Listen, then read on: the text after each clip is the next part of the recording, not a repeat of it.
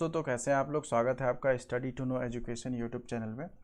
आज के सेशन में हम लोग देखेंगे मैथ सेक्शन को। मैथ सेक्शन में हम लोग डिस्कस करेंगे एक इम्पॉर्टेंट टॉपिक जो कि आपके सारे एग्ज़ाम पॉइंट ऑफ व्यू से देखा जाए, हर एक एग्ज़ाम में जितना भी वनडे एग्ज़ाम है उसमें 2 या 3 क्वेश्चन आने के चांसेस हमेशा रहते हैं और इसमें काफ़ी सारे स्टूडेंट्स को प्रॉब्लम होता है। और आज के सेशन में जो हम टॉपिक डिस्कस करेंगे उसका सारा की पॉइंट डिस्कस करेंगे, जिसमें हम सिर्फ डिस्कस करेंगे कि थ्योरम कितने टाइप के होते हैं, कौन कौन से थ्योरम होते हैं जो क्वेश्चन बनाने में हेल्प करते हैं। और आज के सेशन में हम लोग डिस्कस करेंगे ज्योमेट्री को और 2D के कुछ सेक्शन को। 3D वाला इसमें डिस्कस नहीं किया गया है, 3D के लिए एक अलग से लेक्चर लेके आएंगे। ठीक है, तो आज के सेशन में ज्योमेट्री का वो सारा थ्योरम जो कि एग्ज़ाम के लिए इंपॉर्टेंट है, क्वेश्चन जो भी आता है वो किस थ्योरम से रिलेटेड होता है, और यहाँ पे 2D सेक्शन को डिस्कस करेंगे। और इसमें हम लोग पूरा लंबा कहानी नहीं जाने वाला है, टू द पॉइंट बात करेंगे और उस सारे थ्योरम को देखने का कोशिश करेंगे जो काफ़ी इम्पॉर्टेंट है। और आपको जो भी कम्पिटिटिव एग्ज़ाम के स्टूडेंट हैं जो प्रिपरेशन करते हैं, वो सारे लोग को ये देखना बहुत ज़रूरी है। और अभी जो एनटीपीसी का 7th फेज़ का एग्ज़ाम चल रहा है, आज की डेट में हम लोग ये वीडियो जो बना रहे हैं, अभी एनटीपीसी का 7th फेज़ का एग्ज़ाम स्टार्ट होने वाला है, तो वो लोग भी सारे इस वीडियो को देख सकते हैं लास्ट टाइम जाने के से पहले, ताकि आपको 3 से 4 क्वेश्चन जो ज्योमेट्री के आ रहे हैं वो सारा सॉल्व हो जाए। और ईपीएफओ का जो एग्ज़ाम है उसमें भी मैथ्स का कुछ सेक्शन है जिसमें टोटल मैथ एंड रीजनिंग मिला के टोटल आपका 15 क्वेश्चन पूछा जाता है। तो 15 क्वेश्चन में लगभग 6 या 7 क्वेश्चन मैथ्स का होता है। ठीक है, जिसमें से आपका ज्योमेट्री सेक्शन 2 या 3 क्वेश्चन कवर करता है। तो आज का जो सेशन होने वाला है जितनी देर तक का, वो आप सारे लोग अच्छे से देखें और सारे थ्योरम को पढ़ने का कोशिश करें। फिर उसके बाद क्वेश्चन प्रैक्टिस का भी सेशन लाया जाएगा। और वीडियो थोड़ा डिले हो जा रहा है, तो कुछ कंस्ट्रक्शन का काम होने की वजह से थोड़ा सा डिले हो रहा है। वीडियो सारा दिया जाएगा आप लोग को। ठीक है, तो आप लोग चैनल के साथ बने रहे। ठीक है, तो अब हम लोग चलते हैं, सेशन को आगे बढ़ाते हैं और वो सारे टॉपिक को डिस्कस करने का कोशिश करते हैं जो कि आपको ज्योमेट्री में और 2D में एग्ज़ाम पॉइंट ऑफ व्यू से इम्पॉर्टेंट थ्योरम वगैरह है। ठीक है, तो हम लोग चलते हैं। देखिए, ये हैंड रिटन नोट्स है। ठीक है, पीडीएफ इसका तो नहीं मतलब टाइप हो पाया। ठीक है, तो आप लोग इसी में समझने का कोशिश करेंगे तो आप लोग को इसमें भी समझ में आएगा। कोई ये क्लियरली विजिबल है, अगर कहीं भी प्रॉब्लम होता है तो हम यहाँ पे सारा डिस्कस कर रहे हैं। ठीक है, तो देखिए यहाँ पे हम लोग बात करेंगे ज्योमेट्री का। तो ज्योमेट्री में देखिए पढ़ते हैं हम लोग क्या क्या है। पहला है आपका सर्किल, दूसरा है आपका ट्रायंगल, तीसरा है आपका क्वाड्रिलेटरल, चौथा है आपका फोर्थ लाइन एंड एंगल। तो ज्योमेट्री के अंदर ये सारे टॉपिक को हम लोग पढ़ते हैं। सर्किल में जितने तरह का थ्योरम है वो सारा आपको भी जैसे दिखेगा, और इसमें क्या क्या टर्मिनोलॉजी है सर्किल में वो सारे आपको इस सेक्शन में मिलेंगे। और ट्रायंगल से रिलेटेड जितने भी तरह के थ्योरम्स हैं जो क्वेश्चन को सॉल्व करने में काफ़ी इंपॉर्टेंट रोल प्ले करते हैं, तो वो सब आपको देखने को मिलेगा। और क्वाड्रिलेटरल एंड पॉलीगन जो है, तो ये सब भी आपको देखने को मिलेगा। क्वाड्रिलेटरल में जितने भी तरह का रेक्टेंगल, स्क्वायर, रोम्बस जो भी है, ट्रेपेजियम, वो सारा क्वाड्रिलेटरल्स में आता है। और लाइन एंड एंगल्स, वो उसका क्या मीनिंग है, वो कैसे कैसे वर्क करता है अपने आपके ज्योमेट्री में। ठीक है, पैरेलल लाइंस अगर कोई इंटरसेक्ट कर रहा है तो उसका क्या रूल है, क्या क्या कौन सा एंगल इक्वल होते हैं, वो सारा हम लोग देखेंगे। और ये जो सारा सेक्शन हम अभी करवा रहे हैं, ये सारा आपका SSC exam point of view से भी देखा जाए तो काफ़ी इंपॉर्टेंट है।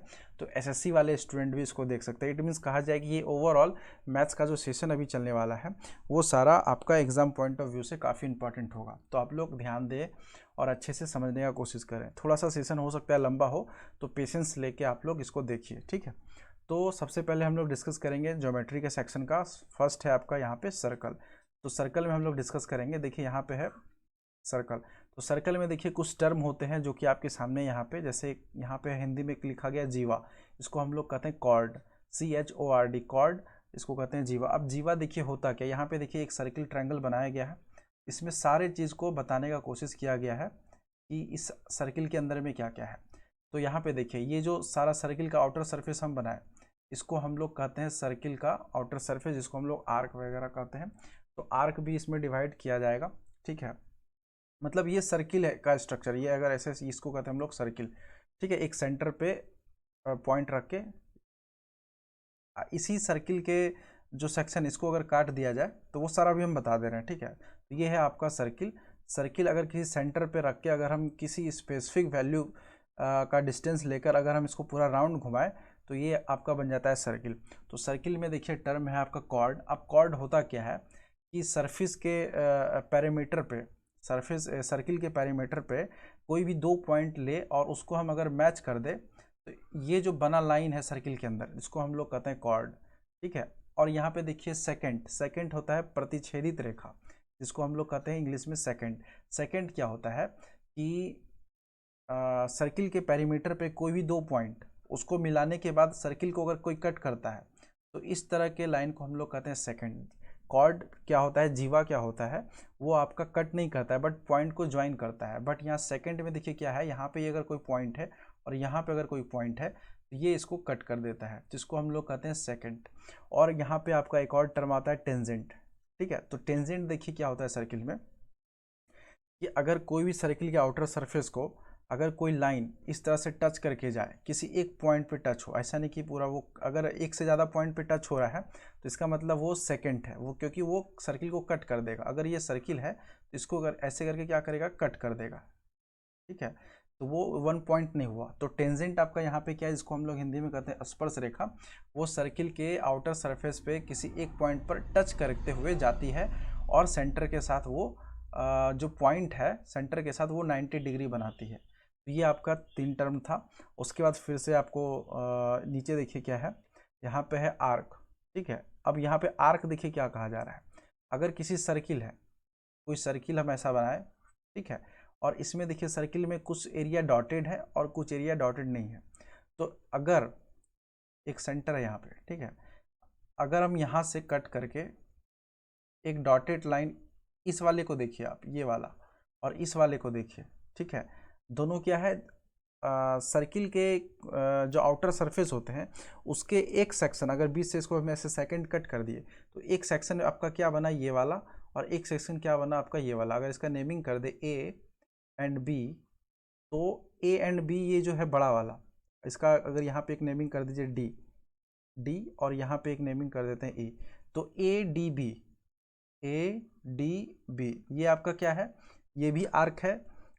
ए ई बी ये भी आपका क्या है, आर्क है।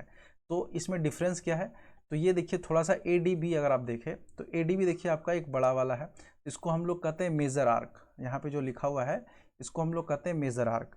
और यहाँ पे देखिए छोटा वाला है, इसको कहते हैं हम लोग माइनर आर्क, ठीक है। तो ये सब सारा टर्म आपको जल्दी जल्दी कवर कर लेना है, कोई बड़ा चीज़ नहीं है, और सारा फैक्ट बात किया जाएगा। अब यहाँ पे देखिए सेगमेंट का बात किया जा रहा है, वृत्तखंड। इसका मतलब क्या है कि वृत्तखंड से मतलब जैसे यहाँ पे हम लोग सर्किल को डिस्कस कर रहे हैं, तो ये आपका क्या है 2D है। तो इसमें क्या होता है सेगमेंट, अगर किसी सेकंड को ऐसे हम कट करें तो इसमें देखिए 2 सेक्शन डिवाइड हो रहा है, एक सेक्शन आपका ये वाला, ठीक है, एक सेक्शन आपका ये वाला, और एक सेक्शन आपका ये वाला, ये जो सारा है। तो इसमें क्या होता है कि जैसे आर्क आपका मेजर और माइनर था, तो आर्क क्या था, एक तरह का आपका लाइन था, ठीक है, जो कि आपका आउटर सरफेस ऑफ सर्किल होता है। बट सेगमेंट में क्या होता है, वो एरिया कवर करता है। तो इसमें भी देखिए सेगमेंट 2 टाइप का होता है, सेगमेंट मेजर होता है, माइनर होता है, और एक आपका मेजर होता है, ठीक है, मेजर। तो थोड़ा सा इरेज कर लेते हैं, ठीक है। तो ये आपका क्या होता है, मेजर होता है। तो इसके अंदर में ये वाला जो एरिया है ये आपका मेजर सेगमेंट है, ठीक है, और ये आपका छोटा वाला एरिया है, ये आपका माइनर सेगमेंट है। तो इसका भी एरिया कैसे निकाला जाता है वो हम डिस्कस करेंगे सर्किल वाले नेक्स्ट इसी सेशन में थोड़ा आगे चल के, ठीक है। अब यहाँ पे देखिए है सेक्टर, जिसको हम लोग हिंदी में कहते हैं त्रिज्यखंड। तो सेक्टर हम लोग त्रिज्यखंड वैसे सेक्शन को कहते हैं अगर किसी सर्किल के आउटर सरफेस को सेंटर से मिलाने के बाद फिर आउटर सरफेस पे यहाँ पे मतलब 2 आउटर सरफेस को दोनों को सेंटर पे जाके मर्ज करे, तो उस सेक्शन से जो मेरा यहाँ पे एरिया बनेगा यहाँ पे कट होके, तो इस सेक्शन को हम लोग क्या कहते हैं, त्रिज्यखंड, सेक्टर, ठीक है। कहने का मतलब ये सर्किल है और यहाँ पे सेंटर है, और यहाँ पे अगर ऐसे हम कट करें और किसी एक पॉइंट को और किसी 2 पॉइंट को, दोनों को हम लोग सेंटर से अगर मिलाए तो हमारा एक एरिया कवर होगा, ठीक है। इसको हम लोग क्या कहते हैं, त्रिज्यखंड। तो इसको हम लोग सेक्टर इंग्लिश में कहते हैं। इसका भी एरिया कैसे निकलता है वो हम लोग डिस्कस करेंगे। अभी हम लोग जस्ट सिर्फ आपको गो थ्रू कर रहे हैं, सिर्फ टू द पॉइंट। अब यहाँ पे देखिए सेंट्रल एंगल। सेंट्रल एंगल क्या होता है कि किसी भी सर्किल में सेंटर पे जो एंगल बनता है उसको हम लोग कहते हैं सेंटर एंगल, ठीक है। और यहाँ पे देखिए इंस्क्राइब एंगल है, किसी भी सर्किल पे अगर उसके आउटर सरफेस पर एंगल बने, ठीक है, यहाँ पे जैसे थीटा बना हुआ है, इसको हम लोग क्या कहते हैं, इंस्क्राइब एंगल।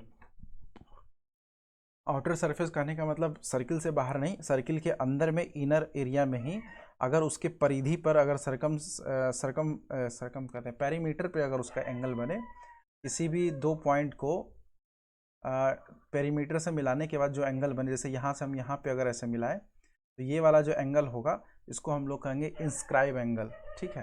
तो ये आपको बता दिया गया। अब देखिए 9th पॉइंट में क्या है, किसी सर्किल के अंदर अगर हम कोई क्वाड्रिलेटरल बनाए, चाहे स्क्वायर बनाए, रोम्बस बनाए या जो भी बनाए, तो उसको हम लोग कहते हैं साइक्लिक क्वाड्रिलेटरल। इसमें प्रॉपर्टी क्या होता है कि उसके सामने वाला जो कोण होता है, एंगल कोण, जैसे ए और सी सामने है तो इसका सम, ए एंड सी का सम, और यहाँ पे डी और बी का सम, इस दोनों का सम, बी और डी का सम दोनों इक्वल होता है 180। अगर ए प्लस सी करेंगे, angle A plus angle C, तो ये आपका 180 होगा। और यहाँ पे angle D plus angle B करेंगे आपका, तो ये भी आपका 180 होगा। और सारे एंगल को अगर हम लोग ऐड करेंगे तो 360 हो जाएगा। तो ये चीज़ आपको समझ में आ जाना चाहिए। और यहाँ पे 10th पॉइंट पे देखिए क्या है, कोसेंट्रिक सर्किल। अगर एक से ज़्यादा सर्किल का सेंटर एक ही हो, जैसे ये छोटा वाला सर्किल है उसका भी सेंटर यही है, उसके बाद वाला जो सर्किल है उसका भी सेंटर यही है, और इसके बाद वाला जो सर्किल है उसका भी सेंटर वही है, इसको हम लोग कहते हैं कोसेंट्रिक सर्किल। तो आपको इसमें देखिए क्या क्या बताया गया, थोड़ा सा सेशन लंबा है, थोड़ा सा ध्यान से। कॉर्ड बताया गया, सेकेंड बताया गया, टेंजेंट बताया गया, ठीक है, आर्क बताया गया। आर्क क्या होता है, एक पेरीमीटर का लाइन होता है, एक होता है मेजर आर्क, एक होता है माइनर आर्क। फिर सिगमेंट बताया गया जिसमें हम लोग एरिया को कवर करते हैं। सेक्टर बताया गया जो कि आपका सेंटर पर जो एंगल बनता है सरकम फेरेंस से, परिधि से, ठीक है, पेरीमीटर से जो एंगल बनता है सेंटर पे, और उसके ये एंगल बनने से जो सर्किल का एरिया कवर होता है उसको हम लोग सेक्टर कहते हैं। तो इसमें हम लोग एरिया लेते हैं, ठीक है, ये हो गया। सिगमेंट में हम लोग सेक्शन लेते हैं, आर्क लेते हैं, ठीक। अच्छा, इसमें भी एरिया लेते हैं, सिगमेंट में भी एरिया लेते हैं, सेक्टर में भी एरिया लेते हैं, आर्क में हम लोग लाइन लेते हैं, और यहाँ पे सेंट्रल एंगल में हम लोग एंगल सेंटर पे बनता है, और इंस्क्राइब एंगल में हम लोग सर्किल के अंदर एंगल बनाते हैं बट पेरीमीटर पे बनाते हैं, ठीक है। और यहाँ पे एक 9th में आपको बता दिया गया साइक्लिक क्वाड्रिलेटरल जो सर्किल के अंदर है, तो उसमें सामने के एंगल का सम 180 होता है, और इसमें सारे एंगल का सम होता है 360। और इसमें कोसेंट्रिक सर्किल भी बताया गया आपको, एक से ज़्यादा सर्किल का कॉमन सेंटर हो तो उसको हम लोग कोसेंट्रिक सर्किल कहते हैं। तो ये सब टर्म आपको क्वेश्चन बनाने में यूज़ होगा। सर्किल का थोड़ा सा बताएं। अब हम लोग चलते हैं थ्योरम पे कि सर्किल का क्या थ्योरम। जैसे देखिए पहला थ्योरम है, इसमें क्या कह रहा है कि अगर कोई जीवा, ठीक है, अगर कोई जीवा मतलब कॉर्ड, ठीक है, जीवा कोई कॉर्ड, और अगर उसी सर्किल के सेंटर से, के मिड पॉइंट से अगर ए बी पर परपेंडिकुलर डाला जाए तो कॉर्ड को क्या करता है, ये परपेंडिकुलर लाइन दो इक्वल पार्ट में डिवाइड कर देता है। पहला थ्योरम क्या कहा कि अगर किसी भी सर्किल के सेंटर पॉइंट से, सेंटर से किसी जीवा पर परपेंडिकुलर डाला गया, किसी भी कॉर्ड पे परपेंडिकुलर डाला गया, तो वो क्या करता है, कॉर्ड को दो इक्वल पार्ट में डिवाइड कर देता है, ठीक है, दो इक्वल पार्ट में डिवाइड कर देता है।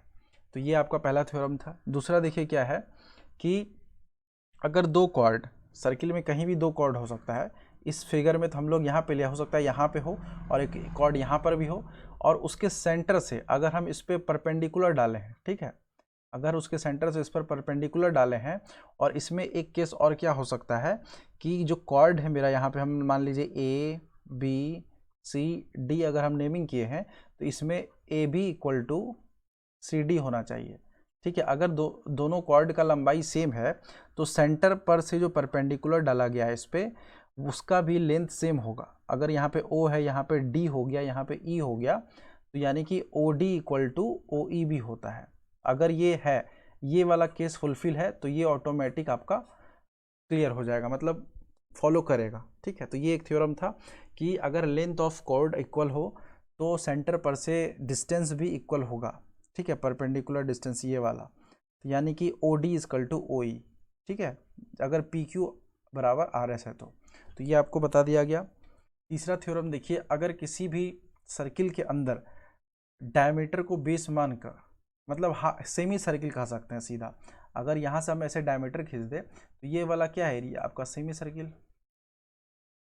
तो सेमी सर्किल के अंदर अगर एंगल हम ऐसे ट्रायंगल बनाते हैं तो वो हमेशा क्या होगा 90 डिग्री होगा।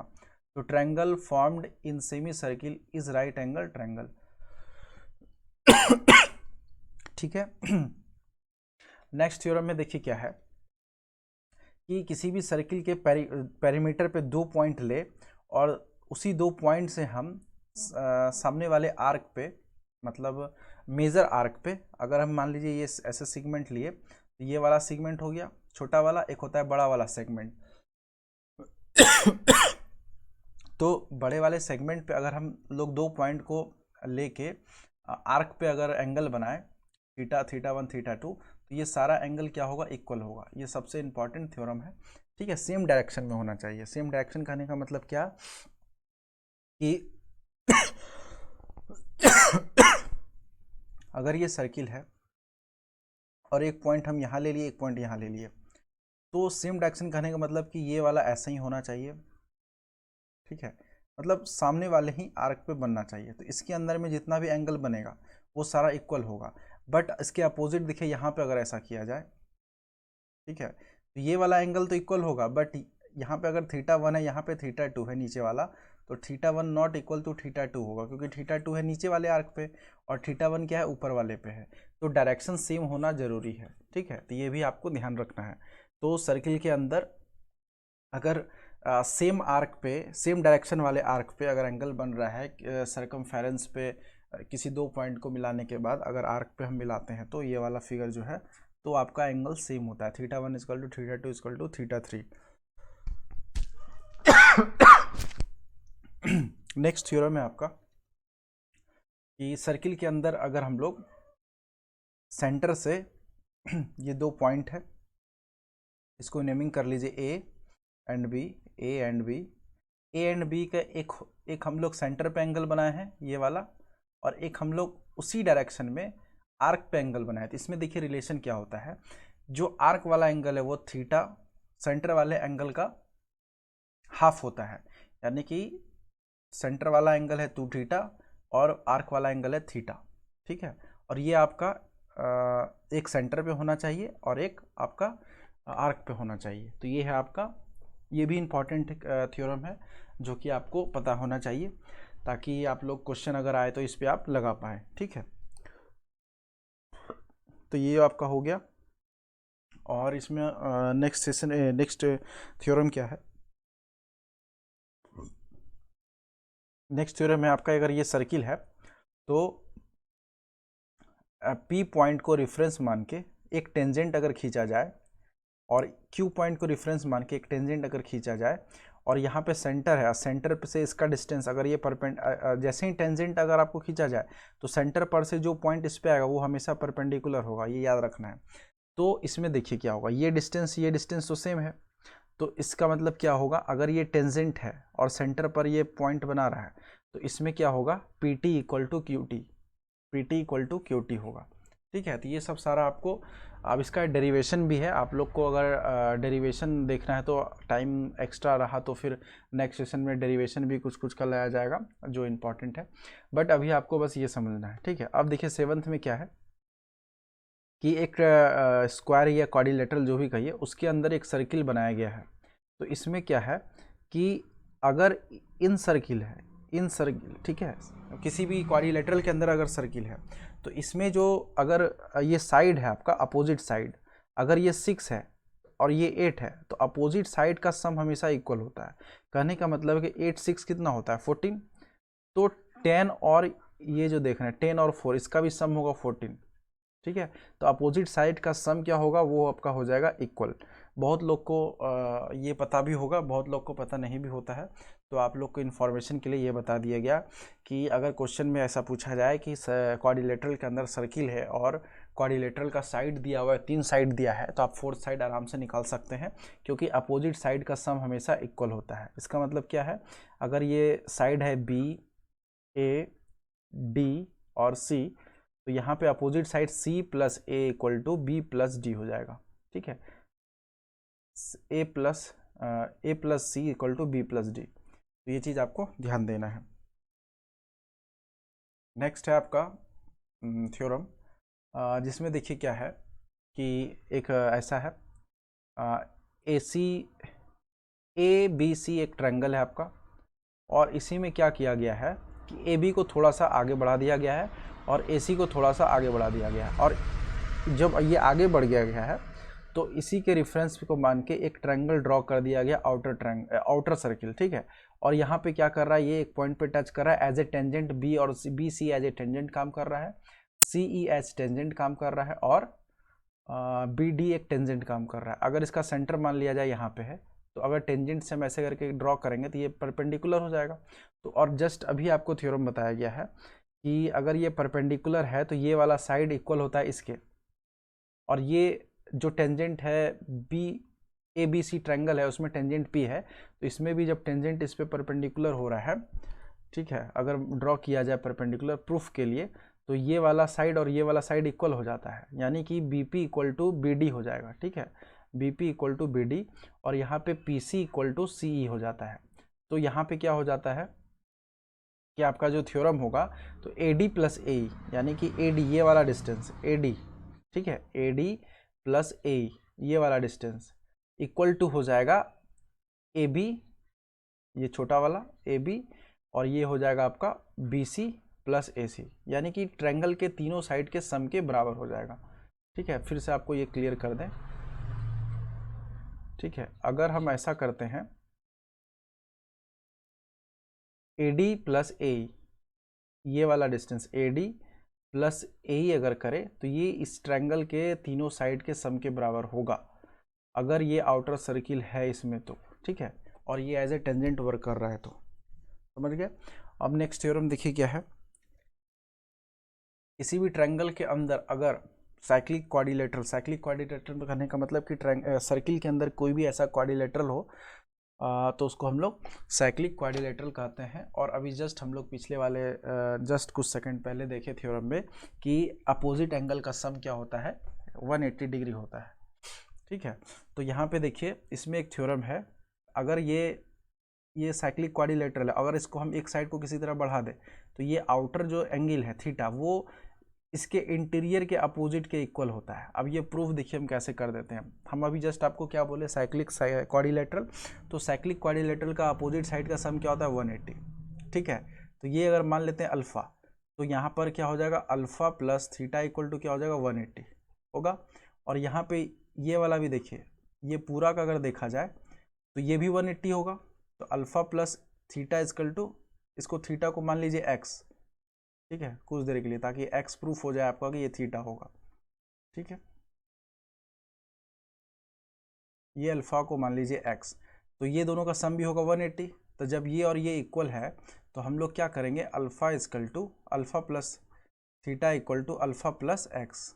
अब यहाँ पे देखिए अल्फा अल्फा कट जाएगा तो थीटा इक्वल टू क्या हो जाएगा एक्स, ये वैल्यू जो हो जाएगा थीटा के बराबर हो जाता है। तो कहने का मतलब क्या है कि सर्किल के अंदर अगर कोई भी साइक्लिक क्वाड्रिलेटरल है तो उस क्वाड्रिलेटरल का अगर हम थोड़ा सा एक साइड इंक्रीज कर दे तो उस साइड को इंक्रीज करने से जो बना एंगल है मेरा वो इंटीरियर एंगल के अपोजिट के इक्वल होगा, ठीक है। तो ये एंगल इक्वल टू क्या होगा, ये एंगल, तो ये है exterior angle equal to interior opposite angle, ठीक है। तो इसी तरह इसका एग्जांपल अगर ट्रायंगल में भी देखा जाए तो ट्रायंगल में भी सेम यही केस है। तो अगर ट्रायंगल का ये एंगल है तो ये एंगल इसके बराबर होगा, अगर ये 70 है तो ये भी 70 होगा। तो ये सारा प्रूफ था आपके पास, ठीक है। अब हम लोग नेक्स्ट देखेंगे थ्योरम क्या है कि ये वाला, अगर किसी ट्रायंगल के अंदर इस तरह का क्वाड्रिलेटरल बना है तो आप लोग जान रहे हैं कि अगर एंगल जिस साइड का बड़ा होगा वो हमेशा 90 डिग्री से बड़ा होगा, और एंगल जिस आर्क पे एंगल छोटा होगा वो हमेशा क्या होगा 90 से लेस देन होगा। तो ये चीज़ आपको थोड़ा सा कॉमन सेंस माइंड में रखना है कि अगर एंगल छोटा है तो 90 डिग्री से कम होगा, अगर एंगल बड़ा है तो 90 डिग्री से ज़्यादा होगा। अब यहाँ पे कुछ फार्मूला बेस्ड आपका सर्किल का कुछ थ्योरम है जो कि आपको क्वेश्चन बनाने में हेल्प करेगा। तो इसमें देखिए दो टाइप का फिगर है, फिगर 1 और आपका एक फिगर है फिगर 2। तो फिगर 1 में देखिए क्या है कि दो पॉइंट हम लोग लिए हैं सर्किल के पेरीमीटर पे, ठीक है। तो अब यहाँ पे देखिए 2 पॉइंट को मिलाने के बाद आगे हम लोग इसको लेके गए, तो यहाँ पे ई पॉइंट पे मिल गए और सी और डी को हम लोग बढ़ा के आगे ले गए, ये भी आपका ई पॉइंट पे मिल गया। ठीक है, तो जब दोनों को हम लोग एक ही पॉइंट पे यहाँ पे ई पे मिलाए, तो इसमें देखिए क्या रिलेशन है, तो इसमें देखिए रिलेशन क्या है, A E into B E, A E into B E equal to हो जाएगा C E into E D, C E into E D. कहने का मतलब क्या है, ए ई का मल्टीप्लाई बी सी से करिए, वो आपका इक्वल हो जाएगा सी ई का मल्टीप्लाई डी से। तो ये चीज़ आपको ध्यान रखना है। ठीक है, तो आपको समझ में आ गया होगा। ऐसे हम जो इसलिए फिगर बनाए ताकि आपको थोड़ा याद हो जाए। यहाँ पे फिर से हम लोग कर देते हैं, A E into B E equal to C E into D. उसी तरह देखिए यहाँ पे क्या है कि अगर ये इसके पेरीमीटर पे 4 पॉइंट इसको ऐसे करके मिलाया गया, तो यहाँ पे क्या होगा, ए ई, फिर से इसमें फिगर बना देते हैं अच्छे से साफ करके, थोड़ा सा वो हो जाएगा। ठीक है, अब यहाँ पे देखिए इसमें बना देते हैं, इसमें होगा A E into E B equal to हो जाएगा डी ई इंटू सी। ठीक है, तो इस तरह करने से क्या होगा, माइंड में इमेज बन जाता है तो याद हो जाता है। तो ये A E into E B equal to D E into E C है। ठीक है, अब हम लोग नेक्स्ट पे चलेंगे। अब देखिए ये इसमें देखिए क्या है, ये वाले में टेंजेंट है ये। ठीक है, ये था सेकेंड मतलब क्रॉस करके पार चला गया, और ये है आपका टेंजेंट। अगर इस पे यहाँ पे सेंटर से अगर परपेंडिकुलर कर यहाँ से मिलाए इसकी पॉइंट को, तो ये 90 डिग्री होता है। ये हमेशा आपको माइंड में लेके चलना है। तो इसमें क्या होगा फॉर्मूला, ठीक है, तो इसमें देखिए क्या होगा, ये आपको इसमें बता देते हैं। इसमें क्या होगा, ए ई इंटू बी ई तो होगा ही क्योंकि ये सेकेंड है, और इसमें क्या होगा, इसी को हम लोग 2 बार मल्टीप्लाई कर देंगे। ठीक है, तो इसी का स्क्वायर हो जाएगा। तो यहाँ पे A E into B E equal to C F का स्क्वायर। ठीक है, अगर आप लोग को ये सब इंपॉर्टेंट थ्योरम जो एक जगह लेके हम आपके सामने आए हैं, अगर आपको अच्छा लग रहा है तो आप लोग इसको नोट्स भी कर सकते हैं। ठीक है, अब बाकी आप लोग तो देख ही रहे हैं। ठीक है, तो आप लोग को सेशन को लाइक शेयर एंड सब्सक्राइब भी करना है। ठीक है, अब हम लोग नेक्स्ट सेशन में नेक्स्ट थ्योरम पे चलते हैं। इसमें देखिए क्या है, एक टर्म आता है डायरेक्ट कॉमन टेंजेंट। ये थोड़ा सा देखिए एसएससी लेवल पे है। अगर एनटीपीसी का देखा जाए, ईपीएफओ का, इस सब में तो आने के चांसेस कम है, बट आपको फैक्ट दिया जा रहा है। इसमें देखिए डायरेक्ट कॉमन टेंजेंट क्या होता है, किसी भी 2 सर्किल को, उसका रेडियस अगर डिफरेंट है, एक का रेडियस आर है, एक का स्मॉल आर है, अगर उसके दोनों सेंटर को ऐसे करके मिला दिया जाए, जैसे यहाँ पे मिला हुआ है, ठीक है, तो उसके बीच का डिस्टेंस अगर डी है, ठीक है, और दोनों का कॉमन टेंजेंट होता है एक, अगर इसका यहाँ पे ए और बी नेमिंग कर दिया जाए, तो दोनों का एक कॉमन टेंजेंट होगा, इसको हम लोग कहेंगे डायरेक्ट कॉमन टेंजेंट। ठीक है, तो इसका डायरेक्ट कॉमन टेंजेंट का लेंथ हम लोग कैसे निकालेंगे, वो हम यहाँ पे आपको बताएंगे। उसका जो फॉर्मूला है वो देखिए यहाँ पे आपके सामने है। तो इसमें देखिए direct common tangent D C T इसको हम लोग कहते हैं। तो इसका फॉर्मूला होता है रूट अंडर डी का square minus R minus capital R minus small R का होल स्क्वायर। ठीक है, तो direct common tangent equal to होता है root under D square minus R का होल स्क्वायर।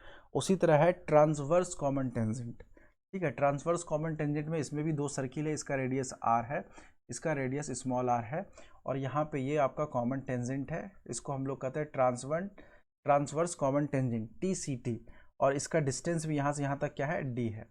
तो इसका क्या होगा ट्रांसवर्स कॉमन टेंजेंट का, इसमें क्या होता है, रेडियस को हम लोग सिर्फ सम कर देते हैं, बाकी फॉर्मूला सेम है। इसमें क्या करते थे हम लोग, रेडियस को माइनस कर देते थे, और इसमें क्या है, रेडियस हम लोग ऐड कर दे रहे हैं। T C T equal to क्या होगा, root under D square minus R plus capital R plus small R का होल स्क्वायर रूट अंडर है। ठीक है, तो ये चीज़ आपको समझना है, डायरेक्ट कॉमन टेंजेंट और ट्रांसवर्स कॉमन टेंजेंट। अब देखिए नेक्स्ट है आपका कॉमन टेंजेंट। कॉमन टेंजेंट देखिए मैक्सिमम जो कॉमन टेंजेंट है आपका, वो डिपेंड करता है कि आप लोग कैसे कैसे ड्रॉ कर रहे हैं टेंजेंट। तो मैक्सिमम कॉमन टेंजेंट अगर किसी सर्किल के बीच में कुछ डिस्टेंस है, जैसे हम लोग यहाँ पे डिस्कस कर रहे थे अभी हम लोग TCT DCT direct common tangent और ट्रांसवर्स कॉमन टेंजेंट, अगर किसी सर्किल के बीच में अगर कुछ गैप है तो उसमें मैक्सिमम टेंजेंट हम लोग 4 खींच सकते हैं। वो भी देख रहा है आपको कैसे कैसे खींचा जा रहा है। ठीक है, तो ये आपका 4। अगर किसी भी सर्किल, किसी 2 सर्किल के बीच में एक कॉमन पॉइंट है, एक कॉमन टेंजेंट है यहाँ पे, मतलब ओवरलैप नहीं है ना भी डिस्टेंस है, बट जस्ट सटा हुआ है, तो उसमें कॉमन टेंजेंट देखिए आपका टोटल 3 बन सकता है। मैक्सिमम, तो ये चीज़ आपको याद रखना है। और अगर तीसरा में देखिए, अगर दो सर्किल ओवरलैप है तो इसमें कॉमन टेंजेंट आपका मैक्सिमम 2 ही बन सकता है, तो ये भी चीज़ आपको यहाँ पे बता दिया गया। ये है आपका कॉमन टेंजेंट मैक्सिमम कितना बन सकता है। और अगर आपका सर्किल किसी बड़े सर्किल में कोई छोटा सर्किल अंदर में है तो इसमें आपका कॉमन टेंजेंट मैक्सिमम आपका 1 बन सकता है, ठीक है, जो कि आपको ये दिख रहा है। और आपका ये फिफ्थ में देखिए, सर्किल के अंदर अगर सर्किल है और इसका सेंटर भी सेम है तो इसमें कॉमन टेंजेंट इसमें क्या होगा, 0 बनेगा, ठीक है। तो ये सब चीज़ आपको ध्यान देना है। और इसमें देखिए, अगर दो सर्किल है जिसमें कॉमन कॉर्ड है, जिसका ये कॉर्ड जो है आपका ए बी, वो इस सर्किल के लिए भी है और ये ए बी कॉर्ड है वो इस सर्किल के लिए भी है, तो इसके अंदर जो ये कॉमन कॉर्ड का रिलेशन होगा, फॉर्मूला होगा, तो और ये दोनों सर्किल जो है सेम है आपका, इक्वल रेडियस इक्वल होना चाहिए, ठीक है। तो यहाँ पे देखिए क्या है फॉर्मूला, √3r, इसको हम लोग कहते हैं कॉमन कोड। मान लीजिए ए बी है तो ए बी इक्वल टू क्या हो जाएगा, √3r। ये सीधा फॉर्मूला आप लोग को, उसमें डिराइव नहीं करिएगा, क्वेश्चन डायरेक्ट इससे पूछा जाता है। अगर पूछा जाए कॉमन कोड का डिस्टेंस क्या होगा, √3r, सीधा आप लोग को ये कर देना है। व्हेन रेडियस क्या होगा, इक्वल, ठीक है। ये सब चीज़ था। अब देखिए कुछ पैटर्न ऐसा भी मिलेगा कि 3 सर्किल रेडियस इस टाइप का है, R1 R2 R3, जिसमें क्या है R1 सबसे छोटा है, फिर उसके बाद R2 है। इस तरह का पैटर्न आप लोग को देखने को मिलेगा, R1 R2 R3। तो उसमें आपसे पूछा जाएगा R2 का रेडियस क्या होगा, या R3 कितना होगा, R4 ये R1 कितना होगा। तो उसका एक रिलेशन है आपका, R1/R2 equal to R2/R3 equal to R3/R4, जितना है 5 6 7 जितना है उस तरह का ये रेशियो चलेगा। तो 1 का 2 से, 2 का 3 से।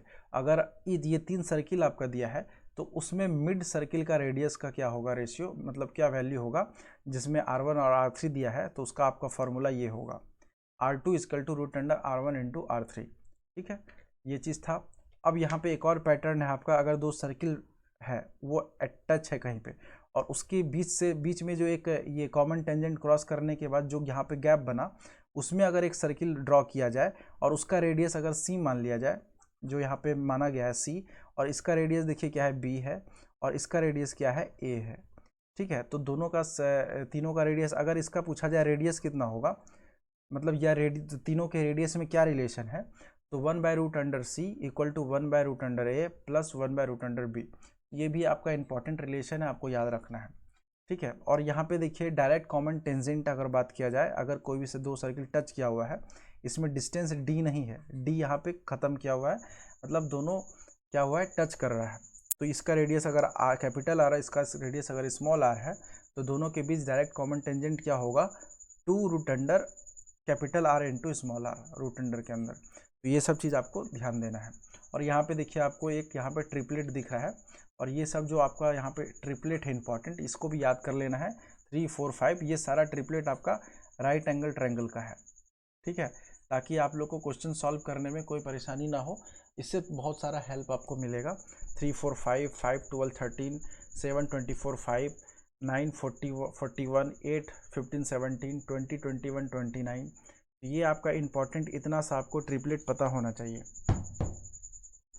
ठीक है। और यहाँ पे हम लोग सर्किल का सारा कवर कर चुके हैं थ्योरम, बस इतना ही है। अब यहाँ पे हम लोग बात करेंगे ट्रायंगल का। तो ट्रायंगल में देखिए ये आपका 2D फिगर होता है ट्रायंगल, और ट्रायंगल में देखिए क्या क्या पार्ट्स होता है, क्या बेसिक थ्योरम होता है उसमें। ट्रायंगल में जो सेंटर होता है, कितने तरह का सेंटर होता है, और कुछ थ्योरम है, वो सारा ये जो है पैटर्न वो आपको अभी हम डिस्कस करेंगे ट्रायंगल में क्या क्या होता है। अब यहाँ पे सबसे पहले बात किया जाए पार्ट्स ऑफ ट्रायंगल। तो ट्रायंगल में जो पार्ट्स हैं वो आपके यहाँ पे सामने है आपके, इसमें साइड्स होता है, वर्टेक्स होता है, इंटीरियर एंगल होता है, एक्सटीरियर एंगल होता है। ये 4 चीज़ आपका होता है, और इससे आपको पता चलेगा कि ये कौन सा ट्रायंगल है। इसमें साइड्स के अकॉर्डिंग क्या होता है, ट्रायंगल कितने टाइप का होता है, वर्टेक्स के अकॉर्डिंग क्या होता है। यहाँ पे देखिए साइड्स के अकॉर्डिंग देखा जाए तो ट्रायंगल आपका 3 टाइप का होता है, वर्टेक्स के अकॉर्डिंग देखा जाए तो 3 टाइप का होता है, ठीक है। इंटीरियर एंगल, एक्सटीरियर एंगल, वो सब भी आपको बताएंगे। ये है आपका ट्रायंगल, ठीक है। ट्रायंगल को देखिए यहाँ पे साइड्स को बढ़ा दिया गया है, तो इसका मतलब क्या है, ये है आपका एक्सटीरियर एंगल, ये है आपका इंटीरियर एंगल। उसी तरह सारा आपको ये एक्सटीरियर है, ये इंटीरियर है, दोनों का सम 180 होता है, वो सब अभी बता दे रहे हैं, ठीक है। अब यहाँ पे देखिए हम लोग ये ट्रायंगल देखिए, जैसे अभी हम बताए वो यहाँ पे दो फिगर यहाँ पे बना हुआ है। तो यहाँ पे देखिए sum of exterior angle, exterior angle मतलब ये वाला एक्सटीरियर एंगल, इस सारे का सम क्या होगा 360 होगा। और यहाँ पे अगर इंटीरियर एंगल का बात किया जाए, सम ऑफ इंटीरियर एंगल, ये वाला इंटीरियर एंगल, तो इसमें आपका इंटीरियर एंगल का सम क्या होगा 180 होगा। ये ठीक है। और अकॉर्डिंग टू साइड अगर देखा जाए तो ट्रायंगल 3 टाइप के होते हैं। पहला है आपका स्केलन, दूसरा है आइसोसेलेस, तीसरा है आपका इक्विलेटरल। ठीक है, जिसको हम लोग हिंदी में कहते हैं स्केलन को विषम, स्केलन को कहते हैं हम लोग समद्विबाहु, और इक्विलेटरल को हम लोग कहते हैं समबाहु। जिसमें क्या होता है सारे का हम वो बता देते हैं। स्केलन में क्या होता है कि कोई भी साइड इक्वल नहीं होता है एक दूसरे के, सब अपना अपना अलग अलग साइड रहता है। आइसोसेलेस में क्या है, समद्विबाहु में इसमें सिर्फ 2 साइड इक्वल होगा और थर्ड साइड आपका इक्वल नहीं होगा। और इक्विलेटरल में क्या होगा, तीनों साइड आपका इक्वल होगा। ठीक है, तो ये होता है। अब अकॉर्डिंग टू एंगल अगर देखा जाए तो एक्यूट एंगल ट्रायंगल होता है, क्योंकि उसमें लेस देन 90 होता है। अब लेस देन 90 कैसे होता है वो हम आपको बताएंगे अभी। राइट एंगल ट्रायंगल, ठीक है, इसमें इक्वल टू 90 होता है एक एंगल। ऑब्ट्यूज एंगल ट्रायंगल, उसमें क्या होता है ग्रेटर देन 90 होता है बट लेस देन 180 होता है। और किसी भी ट्रायंगल का एंगल 180 से ज़्यादा नहीं हो सकता है। अगर 180 से ज़्यादा है वो ट्रायंगल नहीं कहलाएगा। ठीक है, तो ट्रायंगल के अंदर ये सारा चीज़ है। अब बेसिक प्रॉपर्टी देख लीजिए क्या है कि किसी भी ट्रायंगल को हम लोग तभी ट्रायंगल कहेंगे जब ये 2 रूल फॉलो होगा। यानी कि अगर 2 साइड का सम ग्रेटर देन अगर सी है तो वो ट्रायंगल है। अगर 2 साइड का सम सब्सट्रैक्शन लेस देन सी है तो वो आपका ट्रायंगल है।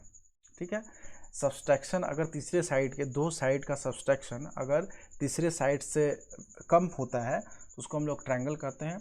अगर 2 साइड्स का सम तीसरे साइड से ज़्यादा होता है तो उसको भी हम लोग ट्रायंगल में काउंट करते हैं। ये बेसिक प्रॉपर्टी है। अब इसमें देखिए क्या है, ये आपको बता दिया गया। अब यहाँ पे देखिए क्या है, इफ़ 2 और more than 2 sides are equal then angle opposite to sides also equal. ठीक है, अगर किसी भी ट्रायंगल में, अब देखिए यहाँ से स्टार्ट हो गया प्रॉपर्टी, आपको टाइप ऑफ ट्रायंगल बता दिया गया। अब यहाँ पे देखिए ट्रायंगल में अगर 2 या 2 से अधिक साइड अगर इक्वल है, ठीक है, तो उसके अपोजिट में जो एंगल है, इसके अपोजिट कौन सा है, इसके अपोजिट एंगल ये वाला, इसके अपोजिट एंगल ये वाला, तो दोनों के जो अपोजिट एंगल है वो भी क्या होंगे, इक्वल होंगे। अगर साइड्स इक्वल है तो एंगल भी इक्वल होगा। इफ़ 2 और more than 2 sides are equal then angle opposite to sides are also equal. ठीक है, तो यहाँ पे देखिए क्या है, अब यहाँ पे ये तो आपको बता दिया गया, साइड्स इक्वल है तो आपका एंगल भी इक्वल होगा, अपोजिट एंगल एक दूसरे से। ठीक है, और आपका देखिए थर्ड में क्या है, अगर आपका एंगल बड़ा है, ठीक है, तो आपके एंगल के सामने वाला जो साइड है वो भी काफ़ी बड़ा होगा। ठीक है, ये भी प्रॉपर्टी है, जितना बड़ा एंगल उसके सामने वाला साइड उतना ही बड़ा। तो यहाँ पे largest angle has largest side, आपको ये याद रखना है। अगर किसी भी ट्रायंगल का एंगल अगर बड़ा है तो उसका साइड भी सामने वाला साइड क्या होगा, बड़ा होगा, अपोजिट साइड क्या होगा, बड़ा होगा। यानी कि largest angle has largest side opposite to it and smallest angle has smallest side opposite to it. तो ये चीज़ आपको ध्यान रखना है कि एंगल जितना बड़ा उसके सामने वाला साइड भी उतना बड़ा। ठीक है, और एंगल छोटा तो साइड्स भी छोटा। तो उसी तरह ये जो प्रॉपर्टी है थोड़ा सा आपको देखिए कहाँ पे हेल्प करेगा। अगर ट्रिग्नोमेट्री का क्वेश्चन सॉल्व करेंगे, अगर ये राइट एंगल ट्रायंगल है, अगर ये 90 और 60 और ये 30 वाला रेशियो ले लेते हैं, ये आपका 30 है, ये आपका 60 है और ये आपका 90 है, तो 90 देखिए सबसे बड़ा है तो सबसे बड़ा क्या हो जाता है, इधर 2 हो जाता है। और 60 देखिए उसके बाद है, तो यानी कि यहाँ पे √3 हो जाता है ये वाला वैल्यू, और 30 के सामने क्या होता है 1। तो ये वाला भी प्रॉपर्टी देखिए आपको समझ में आ रहा होगा कि यहीं से ऐसे डिराइव किया जाता है। तो ये सब चीज़ को आप लोग को ट्रिग्नोमेट्री में भी अच्छे से समझने को मिलेगा। ठीक है, अब हम लोग बात करेंगे आगे ABC साइड्स के अकॉर्डिंग कौन कौन सा एंगल क्या होता है। जस्ट अभी हम बताए थे कि कौन सा एक्यूट एंगल ट्रायंगल है। देखिए ABC 3 साइड्स है आपका ट्रायंगल का। ठीक है, ABC 3 साइड है आपका ट्रायंगल का, जिसमें C क्या है आपका लार्जेस्ट है। आप एज्यूम कर लीजिए C लार्जेस्ट है। तो इसमें देखिए अगर A और B का स्क्वायर का सम ग्रेटर देन C स्क्वायर होता है, ठीक है, तो उसको हम लोग कहते हैं एक्यूट एंगल। ठीक है, एक्यूट एंगल कहने का मतलब क्या होता है, न्यून कोण। ठीक है, AB का सम A का स्क्वायर प्लस B का स्क्वायर अगर उसको सम किया जाए तो वो C स्क्वायर के अगर ग्रेटर देन है तो उसको हम लोग कहते हैं एक्यूट एंगल। अगर A square plus B square equal to C square है तो उसको हम लोग कहते हैं राइट एंगल ट्रायंगल। कहने का मतलब कि ट्रायंगल में एक एंगल 90 का होगा, ट्रायंगल में एक एंगल लेस देन 90 होगा, और ये ऑब्ट्यूज जो एंगल है आपका थर्ड वाला A square plus B square less than C, तो इसमें क्या होगा, एक एंगल आपका ग्रेटर देन क्या होगा, 90 होगा। तो ये चीज़ आपको ध्यान रखना है, ठीक है। तो ये आपको बता दिया गया 3 टाइप का जो ट्रायंगल है अकॉर्डिंग टू एंगल। अब यहाँ पे देखिए एक होता है साइन लॉ, 5वां थ्योरम देखिए क्या है ट्रायंगल का। अगर कोई ट्रायंगल है तो ए के सामने वाला साइड ए, बी के सामने वाला साइड बी, सी के सामने वाला साइड सी, तो हम लोग साइन रूल के अकॉर्डिंग क्या होता है कि साइन ऑफ एंगल ए और उसके सामने का जो साइड है उसका रेशियो सारे साइड के साइन के और उसके एंगल के साइड के रेशियो के बराबर होता है। अगर इसको हम लोग कहा जाए A by sine A equal to B by sine B equal to C by sine C, कहने का मतलब क्या है कि अगर एंगल आपका ये ए है, स्मॉल ए, कैपिटल ए, और ये आपका बी है, ये आपका सी है, तो sine of angle A to the ratio of उसके अपोजिट साइड वाला जो साइड है स्मॉल ए, उसका रेशियो, इसी तरह सारे तीनों साइड्स का एंगल और साइड्स का रेशियो इक्वल होता है। आप इसको ऐसे भी लिख सकते हैं, और अगर नहीं है तो इसको आप लोग sine A by A equal to B by sine B, sine B by B, ऐसे भी लिख सकते हैं, साइन सी बाय सी, इस तरह करके भी लिख सकते हैं, कोई फ़र्क नहीं है, चलेगा, ठीक है, दोनों एक ही चीज़ है। तो आप वैसे लिखिए या वैसे लिखिए, काम चलेगा, सही है। अब हम लोग बात करते हैं थोड़ा सा कॉस के टर्म में। हम लोग साइन के टर्म में इसको हम लोग कहते हैं साइन लॉ या साइन रूल कहते हैं। अब हम लोग कॉस के टर्म में अगर देखा जाए तो इस तरह क्वेश्चन भी आप लोग को सीधा क्वेश्चन में दिख सकता है। कॉस के टर्म में देखा जाए, अगर कॉस ए का वैल्यू बात किया जाए क्या होगा, तो कॉस ए के सामने कौन सा साइड है, बस उसको आप लोगों को क्या आता है, स्क्वायर सब्सट्रैक्ट कर देना है और नीचे से उसको हटा देना है, मतलब बी सी, यानी कि B square plus C square minus A square by 2bc, ये आपका कॉस ए। उसी तरह आपका कॉस बी कॉस सी सारा आप लोग के सामने है, आप लोग देख लीजिए। अब यहाँ पे देखिए क्या है, एक और थ्योरम जिसमें क्या हो रहा है, अगर किसी भी ट्रायंगल के एक साइड को अगर हम थोड़ा सा इंक्रीज कर दें तो उससे बनने वाला जो एक्सटीरियर एंगल है वो इंटीरियर अपोजिट एंगल के सम के बराबर होता है। इसका मतलब क्या है, ये एंगल के इंटीरियर में अपोजिट में कौन है, ए एंड बी, तो इसके सम के क्या होता है, बराबर होता है। यानी कि अगर एंगल ये डी है तो यहाँ पे एंगल डी इक्वल टू हो जाएगा angle A plus angle B, ठीक है। तो ये आपका क्लियर हो गया, ठीक है। नेक्स्ट देखिए, अब यहाँ पे आ गया आपका सेंटर ऑफ ट्रायंगल। अब यहाँ पे हम लोग according to side, according to angle सारा ट्रायंगल पढ़ लिए। अब यहाँ पे हम लोग पढ़ेंगे centre of triangle. Centre of triangle में देखिए क्या होता है, सेंटर ट्रायंगल को हम लोग क्या करते हैं, 4 पार्ट में डिवाइड करते हैं, एल्टीट्यूड, मीडियन, एंगल बाइसेक्टर और परपेंडिकुलर बाइसेक्टर। इस 4 टाइप के फॉर्म में हम लोग डिवाइड करते हैं। और इसमें देखिए हम लोग क्या करते हैं, एल्टीट्यूड को हम लोग कहते हैं लंब, मीडियन को हम लोग हिंदी में कहते हैं माध्य का, एंगल बाइसेक्टर को हम लोग कहते हैं कोण समद्विभाजक, और परपेंडिकुलर बाइसेक्टर को हम लोग कहते हैं लंब, परपेंडिकुलर को लंब कहते हैं, बाइसेक्टर को कहते हैं जो 2 पार्ट में बांटता है, उसको हिंदी में हम लोग एग्जैक्टली क्या कर रहे हैं अभी याद नहीं आ रहा है। तो सबसे पहले हम लोग बात करते हैं एल्टीट्यूड का।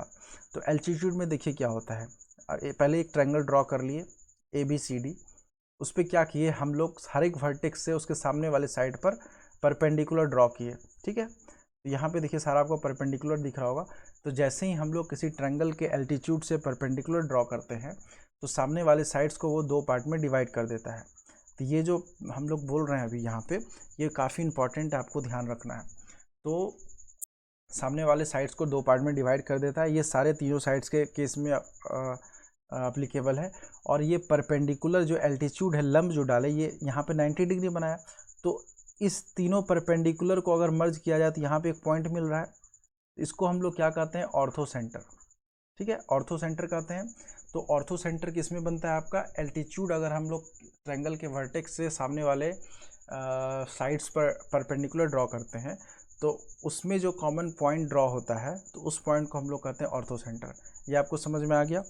अब यहाँ पे देखिए क्या है, मीडियन। इसमें क्या हो रहा है, कोई ट्रायंगल लिए, उसमें क्या किए हम लोग कि मीडियन ड्रॉ किए। मीडियन ड्रॉ करने का मतलब कि वर्टेक्स से इस तरह से हम लोग लाइन को ड्रॉ किए कि ये साइड्स को 2 पार्ट में, इक्वल पार्ट में डिवाइड किया, इसको हम लोग कहते हैं मीडियन, ठीक है। तो इसी तरह हम लोग तीनों वर्टेक्स से ड्रॉ करेंगे और उस तीनों वर्टेक्स से ड्रॉ करने के बाद जो एक कॉमन पॉइंट आएगा उसको हम लोग क्या कहेंगे, सेंट्रोइड, जो कि आपका यहाँ पे है। तो मीडियन क्या बनाता है, सेंट्रोइड, और एल्टीट्यूड क्या बनाता है, ऑर्थो सेंटर। ये आपको माइंड में सेट कर लेना है। एल्टीट्यूड बनाता है ऑर्थो सेंटर, मीडियन बनाता है सेंट्रोइड। ठीक है। अब यहाँ पे एंगल बाइसेक्टर, तो एंगल बाइसेक्टर और परपेंडिकुलर। ठीक है। तो एंगल बाइसेक्टर में क्या होता है कि जो आपका वर्टेक्स का एंगल है उसका हम लोग यहाँ पे क्या कर रहे थे कि साइड्स को दो पार्ट में डिवाइड कर रहे थे, और यहाँ पे क्या कर रहे हैं हम लोग, एंगल को दो पार्ट में डिवाइड करके इसके सामने वाले साइड्स पर हम लोग ड्रॉ करेंगे लाइन और एक पॉइंट बनाएंगे। यहाँ पे है डी। यहाँ पे हम ये नहीं करें कि ये 90 बन रहा है, ये 90 यहाँ पे नहीं बन रहा है। ट्रायंगल इस तरह दिख रहा होगा आपको, लग रहा होगा 90 है, बट यहाँ पे एंगल बाइसेक्टर में सिर्फ हम लोग एंगल को बाइसेक्ट किए हैं। तो इस तरह से तीनों वर्टेक्स का जब हम लोग एंगल बाइसेक्टर करेंगे तो उस तीनों वर्टेक्स से जो एंगल बाइसेक्टर करने के बाद जो एक कॉमन पॉइंट आएगा, तो उस कॉमन पॉइंट को सेंटर मान के इसके अंदर में एक सर्किल ड्रॉ करेंगे। तो इसको हम लोग कहते हैं हम लोग इन सेंटर सर्किल। इसका मतलब क्या है कि एंगल बाइसेक्टर से आपका इन सेंटर सर्किल बनता है। ठीक है, एंगल बाइसेक्टर से इन सेंटर सर्किल बनता है। और फोर्थ पॉइंट में देखिए क्या है, परपेंडिकुलर। तो अगर साइड्स पर हम लोग परपेंडिकुलर डालना स्टार्ट कर दिए, यहाँ से यहाँ से यहाँ से, तो तीनों से जो कॉमन पॉइंट आया, तो उस कॉमन पॉइंट को हम लोग ऑर्थो सेंटर तो कहेंगे ही, क्योंकि यहाँ पे देखिए हम लोग क्या किए थे, एल्टीट्यूड वाले में साइड्स पर लंब डाल रहे थे, परपेंडिकुलर डाल रहे थे, तो इसमें क्या बन रहा था, ऑर्थो सेंटर। तो यहाँ पे परपेंडिकुलर डालने के बाद भी क्या हो रहा है, ऑर्थो सेंटर बन रहा है। यहाँ पे जो कॉमन सेंटर है इसको हम लोग कहते हैं ऑर्थो सेंटर।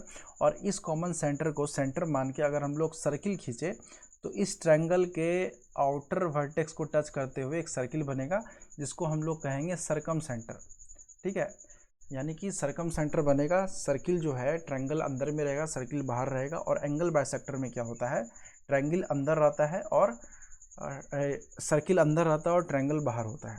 तो ये चीज़ आपको ध्यान में रखना है। एल्टीट्यूड बता दिया गया, ऑर्थो सेंटर फॉर्म करता है, मीडियन सेंट्रोइड फॉर्म करता है, एंगल बाइसेक्टर इन सेंटर सर्किल फॉर्म करता है, और परपेंडिकुलर क्या करता है, सरकम सेंटर फॉर्म करता है। परपेंडिकुलर में ऑर्थो सेंटर होता है और एंगल बाइसेक्टर में आपका इन सेंटर सर्किल होता है। और इसमें आपका जो रेशियो है, ये जो फॉर्मूला है, ये ratio OD equal to OE equal to OF होता है।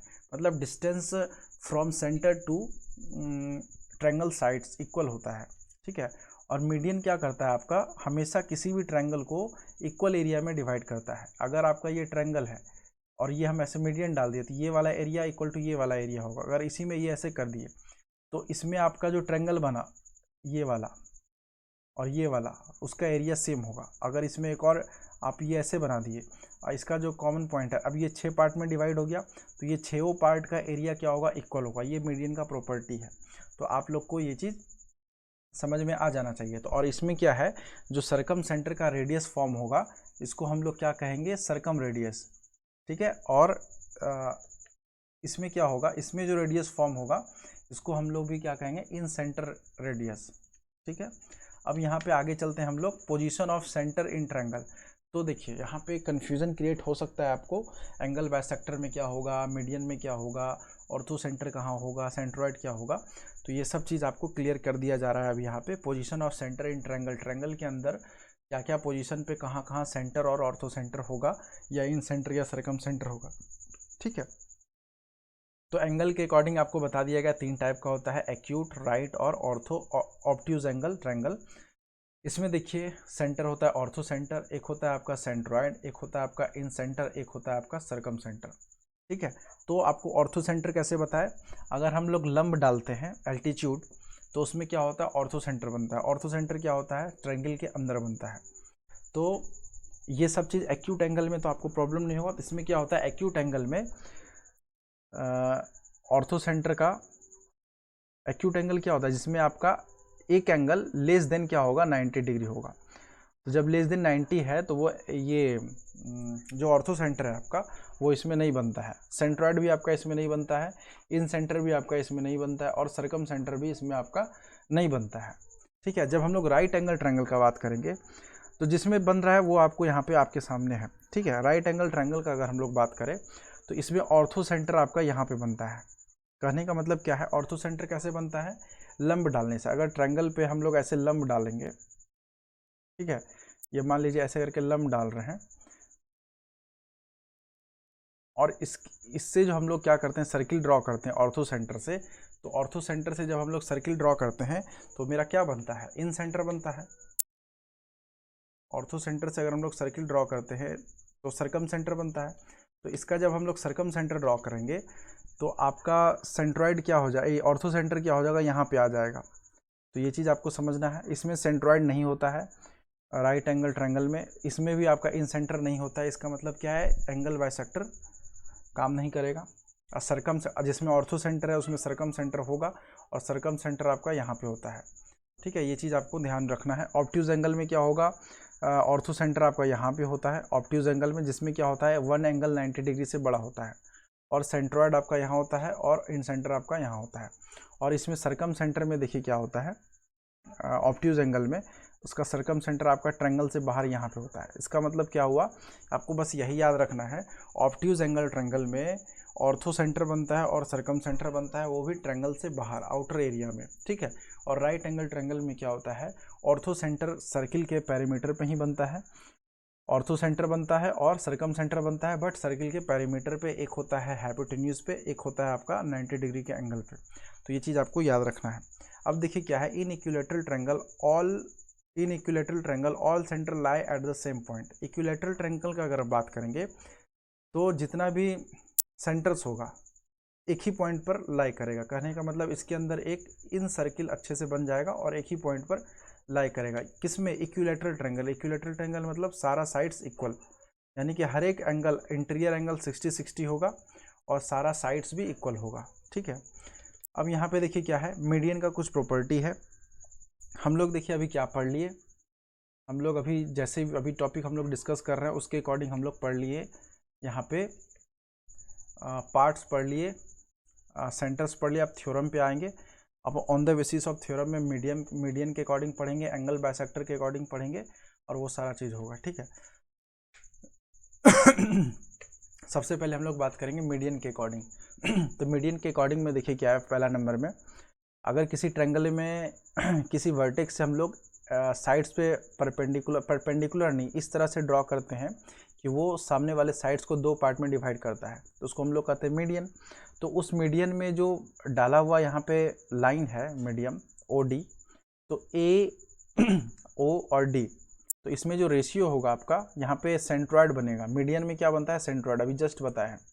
तो इसमें क्या होगा, जो आपका सेंटर है यहाँ पे, इसको हम लोग G मानेंगे सेंट्रॉइड को। तो इसमें जो रेशियो होगा आपका AG to AD equal to होगा 2/1, यानी कि ऊपर वाला का 2 होगा वैल्यू, नीचे वाला का 1 होगा। रेशियो होता है 2:1 में, ठीक है। और median divided triangle in equal area, ये भी आपको बता दिया गया कि मीडियन क्या करता है, इक्वल एरिया में डिवाइड करता है ट्रायंगल को। अगर एक मीडियन है तो दो ट्रायंगल बनेगा और उसमें क्या होगा, इक्वल एरिया में डिवाइड होगा। अब यहाँ पे देखिए क्या है, एक अगर इस तरह का कोई है, ठीक है, राइट एंगल ट्रायंगल, और उसमें क्या हुआ, आप जो 90 डिग्री है उसमें क्या कर रहे हैं, इस पर एक परपेंडिकुलर डाल के इस साइड्स को आप दो पार्ट में डिवाइड कर रहे हैं। तो इसमें देखिए थ्योरम क्या है आपका, AD इक्वल टू, AD मतलब कहने का ये वाला एरिया, ये वाला line, equal to BD equal to CD। तो यानी कि ये और ये सारा आपका क्या होगा, इक्वल होगा। अगर राइट एंगल ट्रायंगल का बाइसेक्टर है, इस पे परपेंडिकुलर डाला जा रहा है तो, ठीक है। AD equal to BD equal to CD, AD equal to BD equal to CD, ठीक है। अब फोर्थ में देखिए क्या है, AB square plus AC square equal to 2AD square plus BD square. ये भी एक आपका इंपॉर्टेंट रिलेशन है जो कि आप लोग को याद रहना चाहिए। याद नहीं, बस प्रैक्टिस करिए क्वेश्चन का। ये आपका ट्रायंगल है, इसमें अगर एज पॉइंट से हम लोग यहाँ पे पॉइंट को मिलाए उसके सामने वाले साइड्स पर, और साइड्स को दो पार्ट में डिवाइड किया गया, तो इसमें देखिए AB स्क्वायर, AB मतलब ये वाला लाइन, और AC स्क्वायर ये वाला लाइन, AC AB, इस दोनों के स्क्वायर के सम 2 इंटू क्या होगा, AD का स्क्वायर प्लस BD का स्क्वायर, 2 इंटू AD का स्क्वायर प्लस BD का स्क्वायर। ये भी आपका प्रूफ हो जाएगा अगर कोशिश करिएगा तो, बट यहाँ पे हम लोग सिंपल फैक्ट बात कर रहे हैं, वीडियो नहीं तो फिर ज़्यादा लंबा होगा, तो टू द पॉइंट हम लोग बात कर रहे हैं। तो इसमें ये हो गया आपका। और इसी में देखिए एक और फॉर्मूला, अगर हम लोग को ए डी निकालना होगा, ए डी इक्वल टू क्या होता है, तो half into root under 2 whole A square, A B का स्क्वायर प्लस ए सी का स्क्वायर माइनस बी डी का स्क्वायर। तो ये भी आपको याद रखना है। तो ये चीज़ आपको बता दिया गया। अब इसी में देखिए ये मीडियन ड्रॉ किया गया M1 और इसमें पूछ रहा है कि ये BC का लेंथ। अभी हम लोग क्या किए, AD का लेंथ डिस्कस किए, मतलब मीडियन का लेंथ। अब उसके सामने वाला जो साइड्स है BC, उसका लेंथ क्या होगा, BC इक्वल टू होगा 2/3 रूट अंडर 2 इंटू M2 का स्क्वायर, ठीक है, M2 का स्क्वायर माइनस M3 का स्क्वायर माइनस M1 का स्क्वायर। इसका मतलब क्या है, ऐसे भी हो सकता है और ऐसे भी हो सकता है। तो इसमें सारा ये कंबाइंड है, कोई भी किसी भी साइड्स का आप निकाल सकते हैं। तो M2 का स्क्वायर प्लस M1 का स्क्वायर माइनस M3 का स्क्वायर माइनस M1 का स्क्वायर। यहाँ पे BC है तो यहाँ पे ये वाला मीडियन लेंगे, ठीक है। अगर हम यहाँ पे AB निकालेंगे तो AB के सामने वाला मीडियन क्या हो जाएगा, M1। तो यहाँ पे क्या करेंगे, M2 अगर मान रहे हैं, अगर ये फिगर ऐसा है, ठीक है, ये है आपका M1, ये है आपका M2, ये है आपका, ये वाला है M1 और ये वाला है आपका M3। तो हम लोग को ये साइड अगर निकालना है तो M1 लेंगे, ये साइड निकालना है तो M2 लेंगे और ये साइड्स अगर निकालना है तो M3 लेंगे। तो ये वाला फॉर्मूला इस पर फिट करके आप तीनों साइड्स का निकाल सकते हैं लेंथ, ठीक है। अब यहाँ पे देखिए area of triangle equal to होता है 4/3 into area of triangle formed by median. किसी भी ट्रायंगल का एरिया आपको निकालना है तो उसका मीडियन में मीडियन के द्वारा जो एरिया ऑफ ट्रायंगल फॉर्म किया गया है उसमें 4/3 से आप मल्टीप्लाई कर दीजिए। कहने का मतलब कि ये मीडियन है अगर, तो इसका एरिया आपको निकालना है। टोटल का एरिया अगर नहीं पता है, सिर्फ आपको इतना सा एरिया पता है छोटा वाला, तो इसमें 4/3 से मल्टीप्लाई करके आप टोटल एरिया ऑफ ट्रायंगल निकाल सकते हैं, ठीक है। तो ये आपका सारा मीडियन का प्रॉपर्टी था जो कि आपको जानना था। मीडियन क्या करता है, ट्रायंगल को इक्वल पार्ट में डिवाइड करता है। अब आपका क्या है, एंगल बाइसेक्टर, मतलब एंगल आप बाइसेक्ट करेंगे और उसके अकॉर्डिंग क्या प्रॉपर्टी है वो आपको डिस्कस करेंगे। अब इसमें देखिए ट्रायंगल ABC में ये जो आपका है पॉइंट I, उस पर एक ट्रायंगल एंगल बना दिया गया है उसको मिला के। तो यहाँ पे देखिए प्रॉपर्टी क्या है, एंगल BIC इक्वल टू क्या होगा, एंगल ए में क्या रिलेशन है और एंगल BI, इस दोनों में रिलेशन हम लोग देखेंगे। तो इस दोनों में रिलेशन क्या है, एंगल BIC इक्वल टू होगा 90 प्लस एंगल A/2, यानी कि ये क्या होगा, 90 प्लस एंगल A/2 होगा। ये तो आपका देखिए बड़ा है, ये आपका छोटा है, तो इसका मतलब क्या होगा, इसमें 90 प्लस तो होगा ही, बट और एक्स्ट्रा में क्या प्लस होगा, ये इसके अपोजिट वाले जो एंगल है इसका A/2, ठीक है। तो ये चीज़ आपको समझना है। तो ये हो गया आपका प्रॉपर्टी। और एक है आपका दूसरा, क्या है दूसरा प्रॉपर्टी आपका है, ये ट्रायंगल है और पहले क्या कर रहे थे, ऐसे करके मिला रहे थे। अब यहाँ पे क्या कर रहे हैं, इसके एक्सटीरियर में मिला रहे हैं और इसके अकॉर्डिंग जो यहाँ पे एंगल बना है और यहाँ पे ये जो एंगल है इसमें क्या रिलेशन होगा। बट यहाँ पे इंटीरियर था तो हम लोग क्या कर रहे थे, सम कर रहे थे। अब यहाँ पे एक्सटीरियर है तो हम लोग क्या करेंगे, माइनस करेंगे।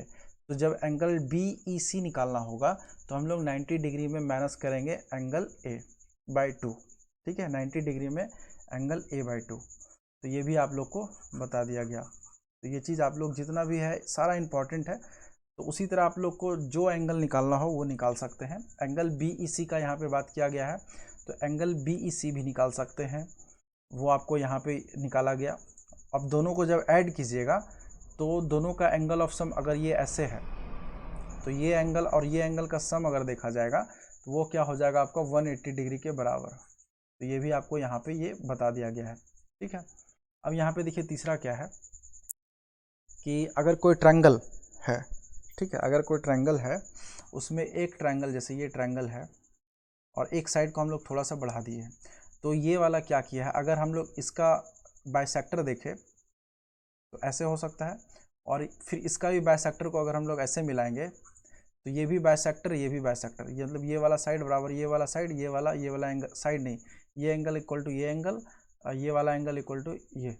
तो इसमें जो एंगल फॉर्म होगा, ये अगर थीटा है और ये आपका θ1 है और θ2 है, तो इस दोनों में क्या रिलेशन है, तो जो आपका एंगल बाइसेक्टर करके जो कौन एंगल बना है वो ये वाले का क्या होगा, हाफ होगा।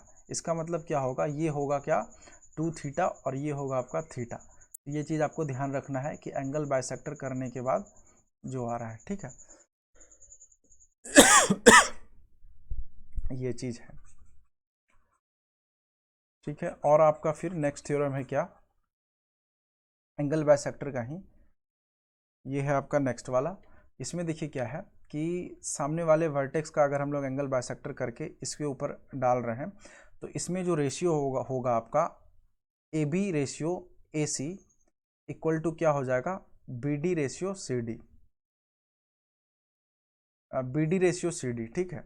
यानी कि ये वाला साइड रेशियो ये वाला साइड इक्वल टू ये साइड रेशियो ये साइड, ठीक है। तो यहाँ पे ये चीज़ आपका दोनों में फॉलो करेगा, मतलब इंटीरियर आप एंगल बाइसेक्ट कीजिए या एक्सटीरियर बाइसेक्ट कीजिए, इसमें आपका A B ratio A C equal to B D ratio C D, B D ratio C D, ये वाला दोनों चीज़ है।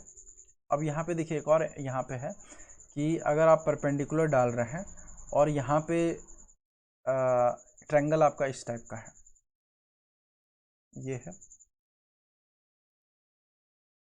ये है आपका सी, ये है आपका बी, ये है आपका ए।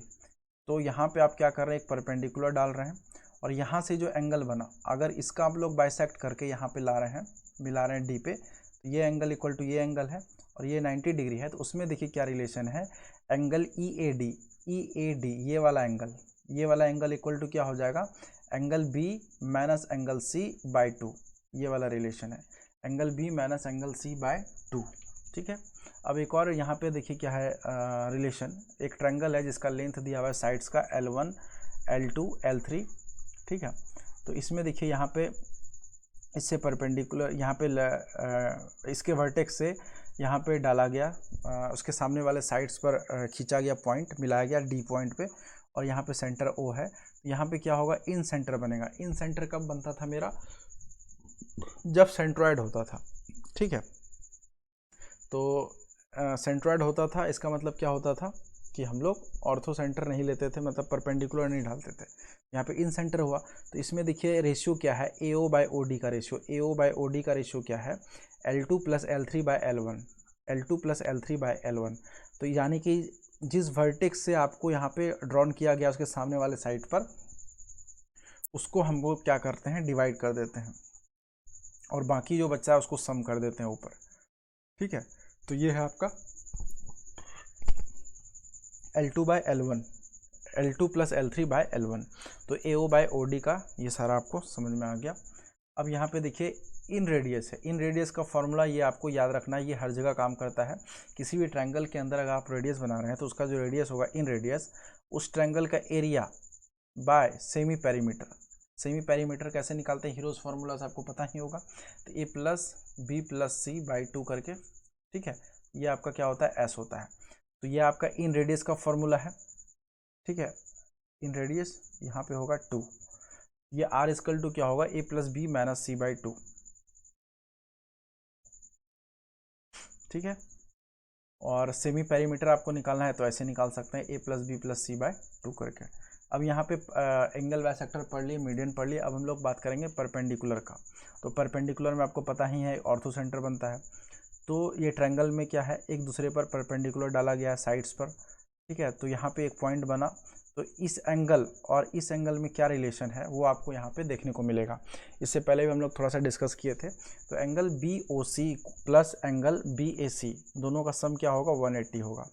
यानी कि यह कब होगा, जब हम लोग ऑर्थो सेंटर का बात करेंगे, मतलब वर्टेक्स के सामने वाले साइड्स पर अगर हम लोग परपेंडिकुलर डालते हैं तो ऑर्थो सेंटर बनता है। तो यहाँ पे दो एंगल बनता है, एक आपका ऑर्थो सेंटर में बनता है, एक आपका वर्टेक्स में बनता है। तो वर्टेक्स और ऑर्थो सेंटर के एंगल के बीच का क्या रिलेशन है वो आपको यहाँ पे ये सारा समझ में आ रहा होगा। तो angle BOC plus BAC equal to 180। तो ये सब भी आपको पॉइंट यूज़ हो सकता है एग्जाम में। तो ये भी यहाँ पे देखिए पॉइंट OABC सबका सारा तरह का ऑर्थो सेंटर है, इसको समझने का कोशिश कीजिएगा। फिर है आपका सरकम सेंटर, ठीक है। सरकम सेंटर कैसे बनता है, इसमें परपेंडिकुलर डाल रहे थे, ठीक है, ऑर्थो सेंटर हुआ। तो ऑर्थो सेंटर को ही सेंटर मान के हम लोग अगर सर्किल ड्रॉ करेंगे तो उसको हम लोग कहते हैं सरकम सेंटर। तो सरकम सेंटर में एंगल BOC इक्वल टू क्या हो जाएगा, 2 इंटू BAC, यानी कि अगर ये कोई सरकम सेंटर है ठीक है, इसके अंदर ट्रायंगल है, ठीक है, तो ये जो है ये सेंटर है आपका मान लीजिए, तो ये जो एंगल है वो इस एंगल के क्या हो जाएगा, दुगुना हो जाएगा। ये आपका अगर 2 थीटा है,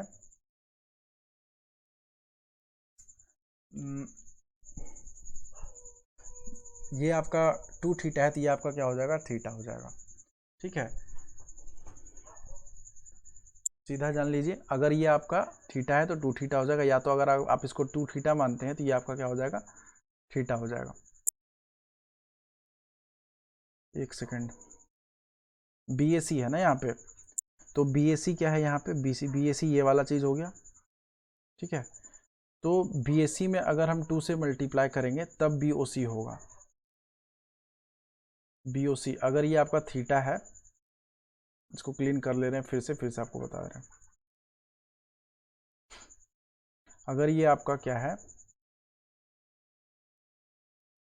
थीटा है, तो ये आपका क्या हो जाएगा, 2 थीटा। ठीक है, ये चीज़ डिस्कस करने का कोशिश किया गया। ये आपका सर्किल में भी एक पैटर्न था, मतलब थ्योरम था, ये आपको बता दिया गया था। अब यहाँ पे देखिए, राइट एंगल ट्रायंगल में अगर 90 डिग्री वाले ट्रायंगल से आप इस पर परपेंडिकुलर ड्रॉ करते हैं, तो इसमें देखिए क्या रिलेशन है, BC into AB, BC into AB equal to क्या हो जाएगा, AC इंटू BE, AC पूरा इंटू BE, यानी कि इसका मल्टीप्लिकेशन इससे इक्वल टू हो जाएगा इसका मल्टीप्लिकेशन इससे। तो ऐसे आप लोग को याद रखना है। तो इसमें आपको जो साइड कहे वो निकाल सकते हैं, बट ये राइट एंगल ट्रायंगल में होना चाहिए। और बेस इंटू हाइट्स का मल्टीप्लिकेशन इसमें बेसिकली देखा जाता है। ठीक है, यानी कि AC इंटू BC। अब हम लोग उसी के पैटर्न पे यहाँ पे सारा ये तीनों देखा जा रहा है, जिसमें देखिए AB स्क्वायर, अगर हम लोग बात करें AB स्क्वायर का, तो AB स्क्वायर क्या होगा, AB है, A से स्टार्ट होता है, AE इंटू AC हो जाएगा। उसी तरह BC स्क्वायर का अगर हम लोग बात कर रहे हैं, तो BC का स्क्वायर क्या हो जाएगा, CE इंटू CA हो जाएगा। उसी तरह अगर हम लोग BE स्क्वायर का बात करेंगे, तो BE स्क्वायर क्या हो जाएगा, AE का स्क्वायर AE इंटू AC। ठीक है, तो ये सारा तीनों आपको यहाँ पे लिखा हुआ है। फिर आप लोग आगे देखिए, sides and heights are reciprocal to each other. अगर हम लोग बात करें ट्रायंगल में, साइड्स और हाइट क्या होता है, एक दूसरे के रेसिप्रोकल होता है। कहने का मतलब क्या है कि दोनों का अगर मल्टीप्लिकेशन देखा जाए तो वो क्या होता है, कांस्टेंट होता है। ठीक है, तो इसका मतलब क्या है, साइड्स का रेसिप्रोकल होता है। अगर हाइट्स, अगर 3 साइड्स है तो 3 हाइट भी होगा।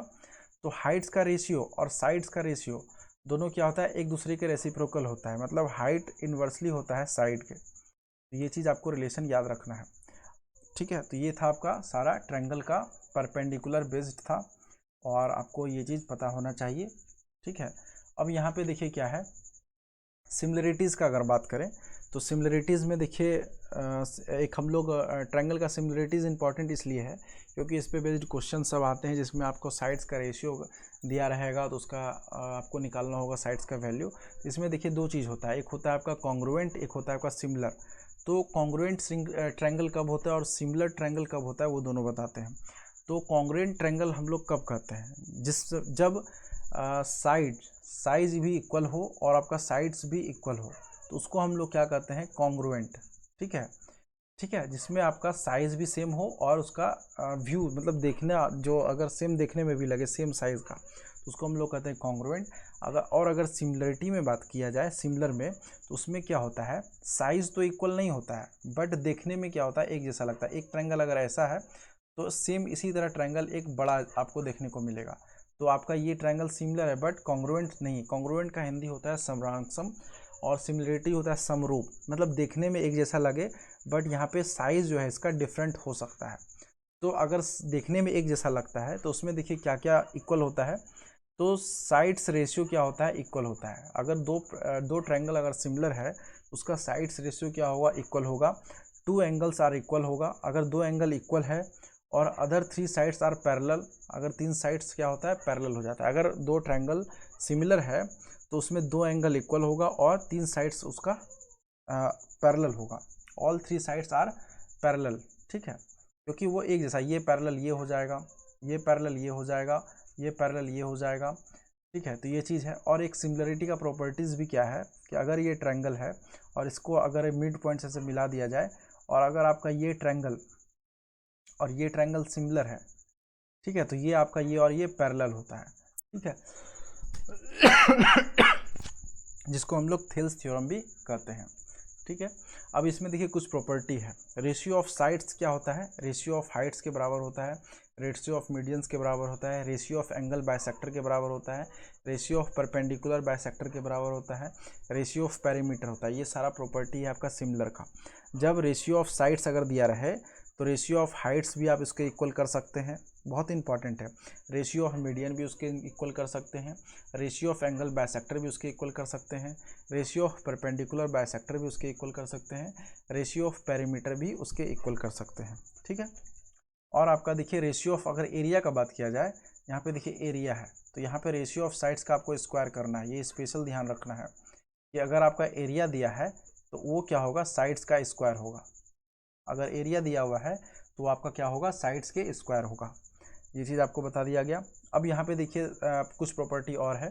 अगर मान लीजिए कोई ट्रायंगल में किसी ट्रायंगल को हम लोग एक साइड को अगर ले लें और उसमें हम और भी ट्रायंगल को ड्रॉ कर ले, इस तरह से डिवाइड कर ले, और ये रेशियो हम लोग को दिया रहे, अगर ए बी सी डी का रेशियो, इस रेशियो में हम लोग डिवाइड कर रहे हैं। जैसे आपका बेस का रेशियो है ए बी सी डी, ठीक है, ये 4 रेशियो में अगर डिवाइड कर रहे हैं तो उसका एरिया का जो रेशियो होगा वो भी इसी रेशियो में होगा। यहाँ पे हम लोग स्क्वायर नहीं करेंगे, ठीक है। जिस रेशियो में आपका बेस साइड डिवाइड होगा उसी रेशियो में इसका एरिया भी डिवाइड होगा। तो ये चीज़ आप लोग को बता दिया गया, ठीक है। अब यहाँ पे देखिए एक और थोड़ा सा पैटर्न है जो आप लोग के सामने है। यहाँ पे देखिए 2 ट्रायंगल इस तरह से मर्ज है। एक ट्रायंगल आपका ए बी और ये वाला, और एक ट्रायंगल आपका ये वाला ऐसे करके मर्ज है, ठीक है। तो इस दोनों ट्रायंगल में यहाँ पे देखिए एक पॉइंट पे यहाँ पे मिल रहा है, और उससे हम क्या किए, ये सामने वाले साइड्स पर यहाँ पे लाइन ड्रॉ करके मिला दिए इसको। तो यहाँ पे जेड वाई और एक्स में क्या रिलेशन है, तो ये भी देखें, यहाँ पे तीनों अगर पैरेलल है तो आपका रिलेशन एक 1/y इक्वल टू जो बीच में है इक्वल टू 1/x जो बड़ा वाला है प्लस 1/z, ठीक है। 1/y equal to 1/x plus 1/z होता है जब आपका तीनों साइड्स क्या होता है, x y z इक्वल होता है, ठीक है। तो इसका प्रूफ भी है, आप लोग इसको देख सकते हैं, ठीक है। फिर आपका sum of angle of star, star के अंदर में सम ऑफ एंगल क्या होता है। अच्छा, ये आपका क्या स्टार्ट हो गया अब,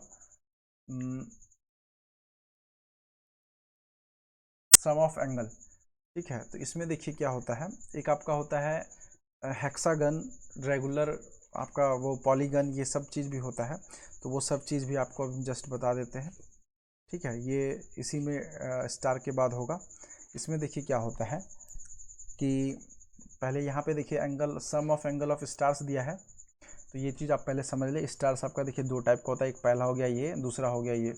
इसमें देखिए क्या है, सम ऑफ इंटीरियर एंगल अगर पूछा जाए आपसे, ये वाला अंदर वाला, तो वो आपका क्या होता है n-4 इंटू 180, ठीक है। अब आपका कोई सा भी स्टार हो, यहाँ पे देखिए n क्या है, n रिप्रेजेंट करता है नंबर ऑफ ये साइड्स, कितना है यहाँ पे एंगल 1 2 3 4 5, ठीक है। तो वो आपका n डिसाइड करता है यहाँ जो वर्टेक्स बना हुआ है स्टार में वो कितना है।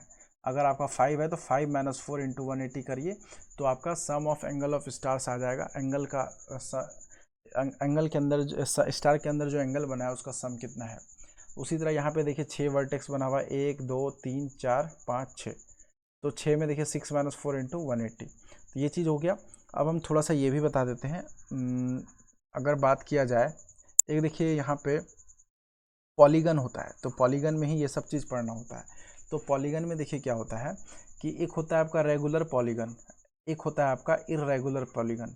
तो रेगुलर और इरेगुलर में डिफरेंस क्या होता है कि रेगुलर में क्या होता है, सारा साइड्स जो होता है आपका सेम होता है, और इरेगुलर में क्या होता है, सारा साइड्स आपका सेम नहीं होता है। इसमें साइड सेम होता है रेगुलर में, इरेगुलर में साइड सेम नहीं होता है। तो हम लोग उसी चीज़ का डिस्कस अच्छे से कर पाते हैं जो रेगुलर हो। अब इरेगुलर है तो उसको पढ़ना समझ पाना हम लोग के लिए प्रॉब्लम हो सकता है। तो यहाँ पे रेगुलर में जो साइड्स इक्वल है तो उसका कुछ पैटर्न होता है जो आपको हम बताते हैं। अगर आपको देखिए ट्रायंगल हुआ, क्वाड्रिलेटरल हुआ, पॉलीगन हुआ, ये सारा सब क्या है, रेगुलर। हेक्सागन हुआ, हेप्टागन हुआ, जो भी आप पढ़ते हैं, जिस भी तरह का फिगर बनता है, ठीक है, तो वो सारा क्या है आपका रेगुलर है। तो ये सब चीज़ का इंटीरियर भी एंगल होगा और ये सब चीज़ का क्या होगा, एक्सटीरियर एंगल होगा। एक्सटीरियर मतलब क्या, आप थोड़ा सा इसको बढ़ा दीजिए तो वो सब सारा क्या हो जाएगा आपका एक्सटीरियर एंगल हो जाएगा। तो ये सब चीज़ आप लोग को अभी हम जस्ट बता दे रहे हैं। तो सम ऑफ अगर बात किया जाए एक्सटीरियर एंगल, वो आपका क्या हो जाएगा 360, और यहाँ पे देखिए सम ऑफ 360 हो जाएगा। और नंबर ऑफ पूछा जाए कि इच एक्सटीरियर एंगल का कितना होगा, इच एक्सटीरियर एंगल का, तो इसको जितना भी आपका साइड्स है उसको आप n से डिवाइड कर दीजिए, वो आपका इच वाला बन जाएगा। और अगर पूछा जाए आपका कि इंटीरियर एंगल का सम कितना होता है, तो कोई भी पॉलीगन में देखिए रेगुलर पॉलीगन है तो इंटीरियर का अगर बात किया जाए तो n-2 इंटू 180 हो जाता है इंटीरियर का, ठीक है। अगर आपसे पूछा जाए कि हेक्सागन का इंटीरियर एंगल क्या होगा, तो n-2 इंटू 180 का फॉर्मूला आप लोग लगा के कर सकते हैं। यहाँ पे 6 पुट कर देंगे, 6-4 4 इंटू 18 करके वो आप इंटीरियर एंगल निकाल देंगे, सम ऑफ इंटीरियर एंगल।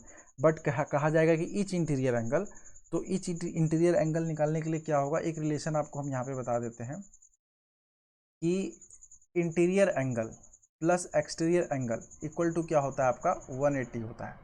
तो अगर आपका ईच एक्सटीरियर एंगल निकल गया तो ईच इंटीरियर एंगल भी निकल जाएगा, क्योंकि आप ईच एक्सटीरियर एंगल निकाल के 180 में माइनस कर देंगे तो ईच इंटीरियर एंगल निकल जाएगा। तो वैसे आप लोग को कर लेना है, ठीक है। और यहाँ पे एक ये भी आता है कि अगर ये रेगुलर ये पैटर्न है तो इसके अंदर कितना डायगोनल होता है, वो नंबर ऑफ डायगोनल भी होता है, उसका फॉर्मूला होता है n इंटू n-3/2, ठीक है। ये है आपका नंबर ऑफ डायगोनल। अगर आप स्क्वायर का बात करें तो स्क्वायर में n क्या है 4 होता है, तो 4 इंटू 4-3 क्या होगा 1, तो 1/2 करिए, यहाँ पे क्या होगा डायगोनल आपका 2 हो जाएगा।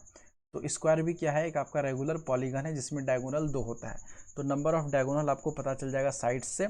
साइड आपका अगर 5 है तो हेक्सागन में क्या हो जाएगा 5-3/2, यानी कि 5 इंटू 5-3, 5 इंटू 5-3 मतलब 5 इंटू 2/2, यानी कि उसमें डायगोनल क्या हो जाएगा 5 हो जाएगा।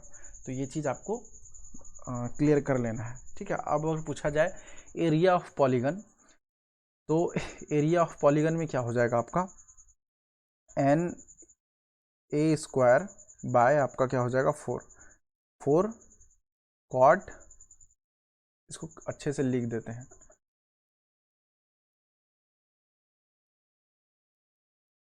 यहाँ पे आपका एरिया ऑफ रेगुलर पॉलीगन क्या हो जाएगा, एरिया ऑफ रेगुलर पॉलीगन यहाँ पे हो जाएगा आपका n² bye 4 into cot 180/n। n क्या है, जैसा पॉलीगन ले, पेंटागन, हेक्सागन जो भी ले, तो ये आपका है एरिया ऑफ पॉलीगन। और n क्या है आपका नंबर ऑफ साइड्स, और a है आपका साइड्स का लेंथ कितना है, क्योंकि रेगुलर है तो एक फिक्स लेंथ होगा, ठीक है। तो ये सब चीज़ आप लोग को बता दिया गया। अब है आपका क्वाड्रिलेटरल। क्वाड्रिलेटरल में देखिए क्या क्या आता है, स्क्वायर आता है, रोम्बस आता है, रेक्टेंगल आता है, पैरेललोग्राम आता है। तो उसमें देखिए स्क्वायर का शेप ऐसा होता है जिसमें तीनों साइड्स क्या होता है इक्वल होता है। तो यहाँ पे देखिए क्या है डायगोनल, स्क्वायर, रोम्बस। अब इसमें देखिए क्या होता है डायगोनल अगर बात किया जाए, यहाँ पे देखिए क्या लिखा हुआ है, इसको समझने का कोशिश कीजिए। ये टेबल को, ये जो आपका पूरा टेबल है इसमें सारा चीज़ बताया गया है। रोम्बस में भी क्या होता है कि आपका चारों साइड बराबर होता है रोम्बस, बट इसमें एंगल का वैल्यू 90 डिग्री से ज़्यादा होता है या कम होता है, 90 डिग्री के इक्वल नहीं होता है, ठीक है। और आपका ये जो रेक्टेंगल है इसमें क्या होता है, सामने वाला साइड्स बराबर होता है और सारे एंगल का वैल्यू 90 डिग्री होता है। और पैरेललोग्राम में देखिए क्या होता है कि इसमें सामने वाला साइड्स पैरेलल होता है और इक्वल लेंथ का होता है, ठीक है। और इसमें एंगल 90 वगैरह नहीं होता है, एग्जैक्टली 90 से ज़्यादा होगा या 90 से कम होगा। तो ये आपका चारों क्वाड्रिलेटरल है। उसमें देखिए कुछ प्रॉपर्टी होता है। अगर बात किया जाए डायगोनल का, तो डायगोनल इक्वल किस में होता है, अगर पूछा जाए डायगोनल का ये सब प्रॉपर्टी है। तो डायगोनल का प्रॉपर्टी काफ़ी एग्जाम में पूछा जाता है। तो डायगोनल किस में इक्वल होता है, तो डायगोनल आपका जो है स्क्वायर में इक्वल होता है, जो कि आपका टिक लगा हुआ है, इसको देख लीजिएगा, ठीक है। ये सारा बाइसेक्ट इक्वल, किस में डायगोनल बाइसेक्ट इक्वल करता है, किस में राइट एंगल पे कट करता है, किस में वर्टेक्स बाइसेक्ट होता है। तो ये सब चीज़ आपका इस टेबल में देखने को समझ में आएगा। और फिगर के अंदर अगर फिगर बना रहे हैं स्क्वायर के अंदर तो स्क्वायर ही बनता है, रोम्बस के अंदर रेक्टेंगल बनता है और रोम्बस के अंदर रेक्टेंगल के अंदर रोम्बस बनता है, और पैरेललोग्राम के अंदर पैरेललोग्राम ही बनता है। ठीक है, तो ये सब चीज़ आपको समझ में आ जाना चाहिए। अब यहाँ पे कुछ फार्मूला बेस्ड है, तो सबसे पहले देखिए थोड़ा सा यहाँ पे देखिए क्या लिखा हुआ है, फैक्ट। फार्मूला बेस्ड है बट थोड़ा सा समझना होगा। अब देखिए यहाँ पे ट्राइपीजियम में देखिए हम लोग बात कर रहे हैं, ट्राइपीजियम में क्या होगा, angle A plus angle C equal to 180, मतलब सामने वाला जो एंगल है उसका सम क्या होगा 180। बट यही देखा जाए पैरेललोग्राम में, तो पैरेललोग्राम में सामने वाला नहीं, angle B plus angle A, same side पे जो एंगल बना हुआ है उसका सम होता है 180। तो पैरेललोग्राम और ट्राइपीजियम में क्या डिफरेंस आप लोग को पता चल गया। अब इसमें देखिए साइक्लिक यहाँ पे ये क्वाड्रिलेटरल बना हुआ है, तो साइक्लिक क्वाड्रिलेटरल में क्या होता है कि अपोजिट जो एंगल होता है, जैसे यहाँ पे बी डी है, ए सी है, तो इस दोनों के अपोजिट एंगल का सम क्या होता है, वो 180 होता है। यानी कि अपोजिट एंगल एज ट्राइपीजियम, तो ट्राइपीजियम के अकॉर्डिंग ही साइक्लिक सर्किल का भी, साइक्लिक क्वाड्रिलेटरल का भी अपोजिट एंगल का सम 180 होता है। बट पैरेललोग्राम में क्या होता है, सेम साइड पर जो एंगल बना हुआ उस दोनों का सम क्या होगा, 180 होगा। तो ये चीज़ आपको बता दिया गया। अब फॉर्मूला बेस देखिए कुछ क्या है मेथड।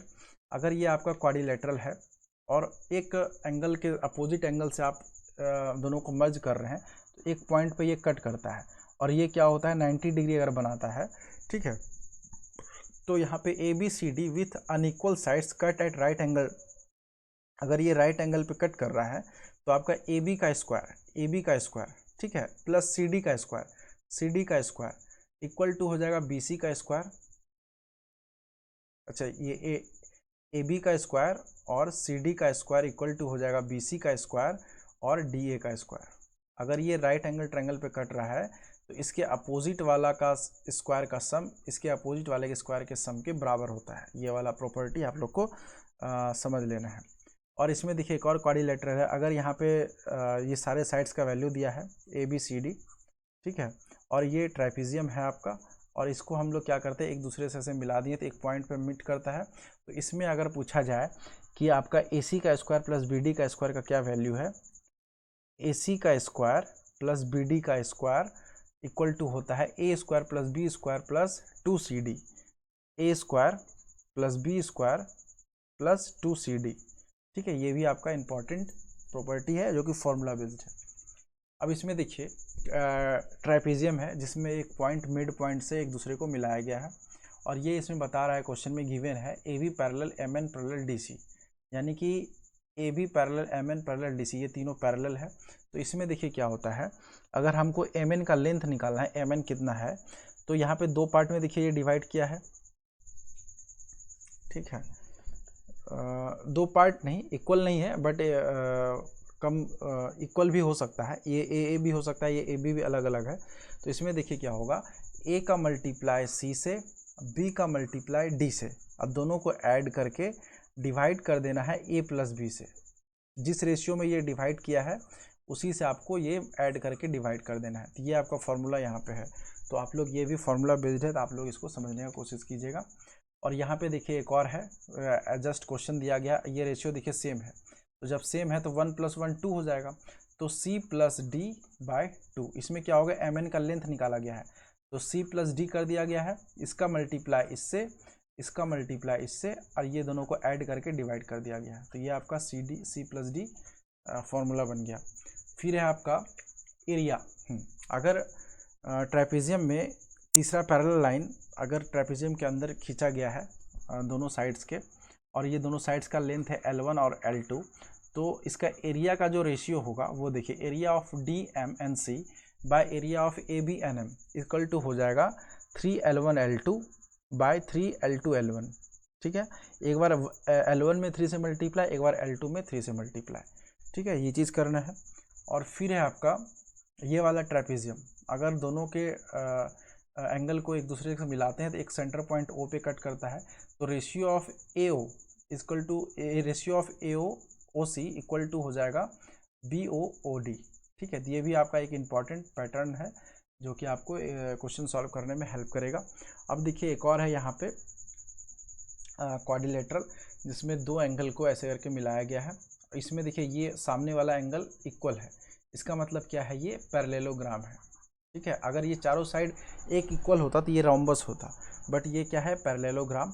तो पैरेललोग्राम में देखिए AC का स्क्वायर प्लस BD का स्क्वायर इक्वल टू होता है 2 into A square plus B square, 2 into A square plus B square, ये है आपका पैटर्न। ठीक है, ये चीज़ हो गया। अब यहाँ पे देखिए एक क्वाड्रिलेटरल ऐसे है जिसमें हम लोग AC को ऐसे मिला है और उस पर क्या किए हैं, एक परपेंडिकुलर दोनों पे ड्रॉ किए हैं। ठीक है, हाइट है उसका लेंथ। तो इसमें एरिया पूछा जा रहा है ABCD का, इस क्वाड्रिलेटरल का एरिया पूछा जा रहा है कितना होगा।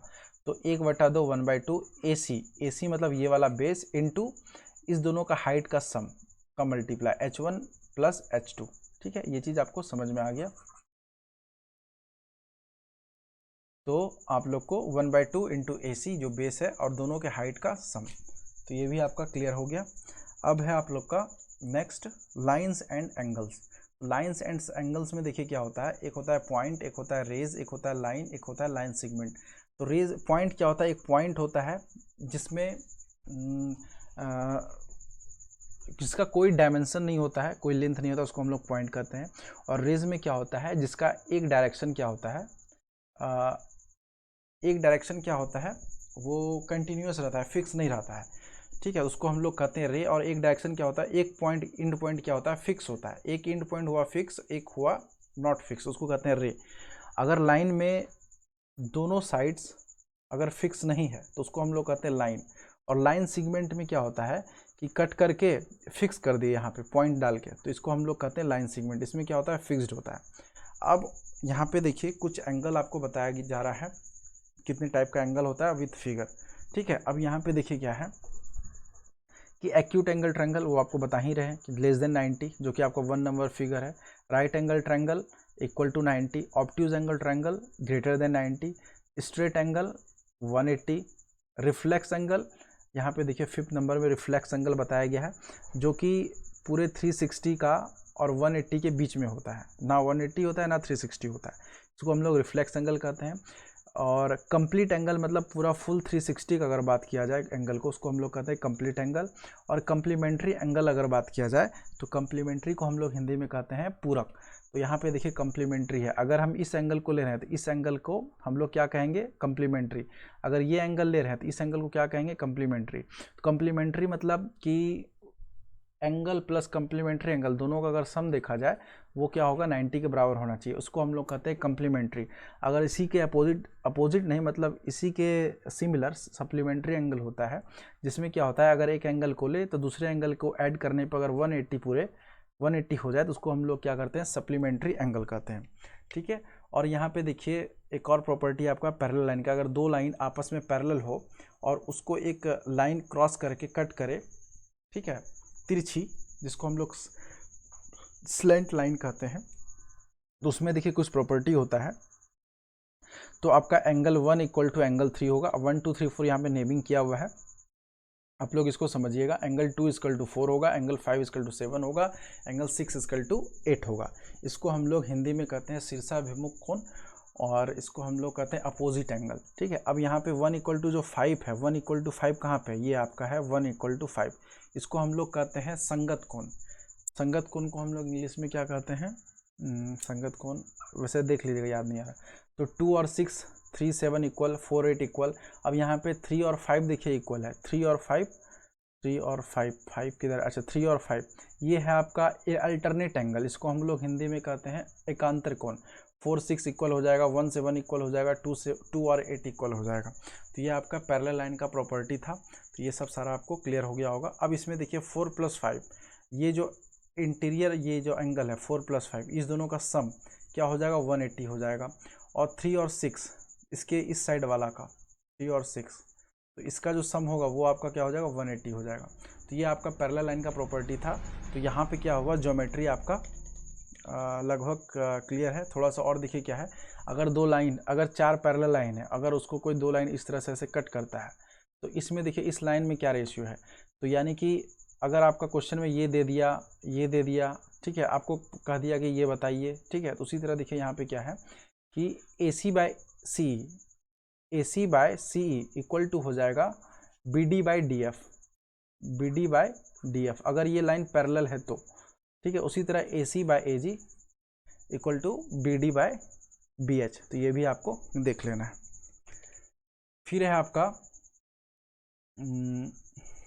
यहाँ पे ज्योमेट्री में ये वाला देखिए फिगर है, इसमें आपको बताया जा रहा है, पूछा जा रहा है कि sum of A B C D क्या होगा, ठीक है। तो अगर ये जो फिगर है आप इसमें देख लीजिए, ऐसे करके एक फिगर दिया जाता है, ये मोस्ट पॉपुलर है, बहुत सारे एग्जाम में है। अगर इसको बीच से ऐसे ड्रॉ कर रहे हैं और ये एंगल बाइसेक्टर है, तो यहाँ पे एंगल सी, ठीक है, एंगल सी और एंगल बी, ये और ये एंगल सी है, ये एंगल डी है, तो ये दोनों का देखिए सम ये इसके बराबर होगा और ये इसके और इसके का सम इसके बराबर होगा। तो इस दोनों को जब ऐड करेंगे तो वो किसके किसके बराबर होगा, internal angle C B D A, ये चारों इंटरनल एंगल के बराबर होगा। कहने का मतलब है अगर हम ऐसे करके कुछ ड्रॉ कर रहे हैं तो ये एंगल और ये एंगल तीनों को अगर जोड़े, ठीक है, तो ये इसके इक्वल होगा। तो वही यहाँ पे बताने का कोशिश किया जा रहा है। अब उसके बाद है मेंसुरेशन, 2D 3D सारा पढ़ेंगे, जो आपको नेक्स्ट वीडियो में अब लाने का कोशिश करेंगे। वीडियो थोड़ा लंबा हो गया है, तो आप लोग यहाँ तक इसको सारा पेशेंस से देखें, समझें, ठीक है। अगर आपको समझ में एक बार में नहीं आए तो फिर से आप वीडियो को देखें, ठीक है। और यहाँ तक आप लोग अगर देखें तो ये सारा ज्योमेट्री का फॉर्मूला बेस्ड और टू द पॉइंट कॉन्सेप्ट था। अगर आप इसको याद कर लेते हैं, अगर आप इसको मेमोराइज करते हैं और क्वेश्चन प्रैक्टिस करते हैं, तो आपको ज्योमेट्री में ज़रूर हेल्प मिलेगा।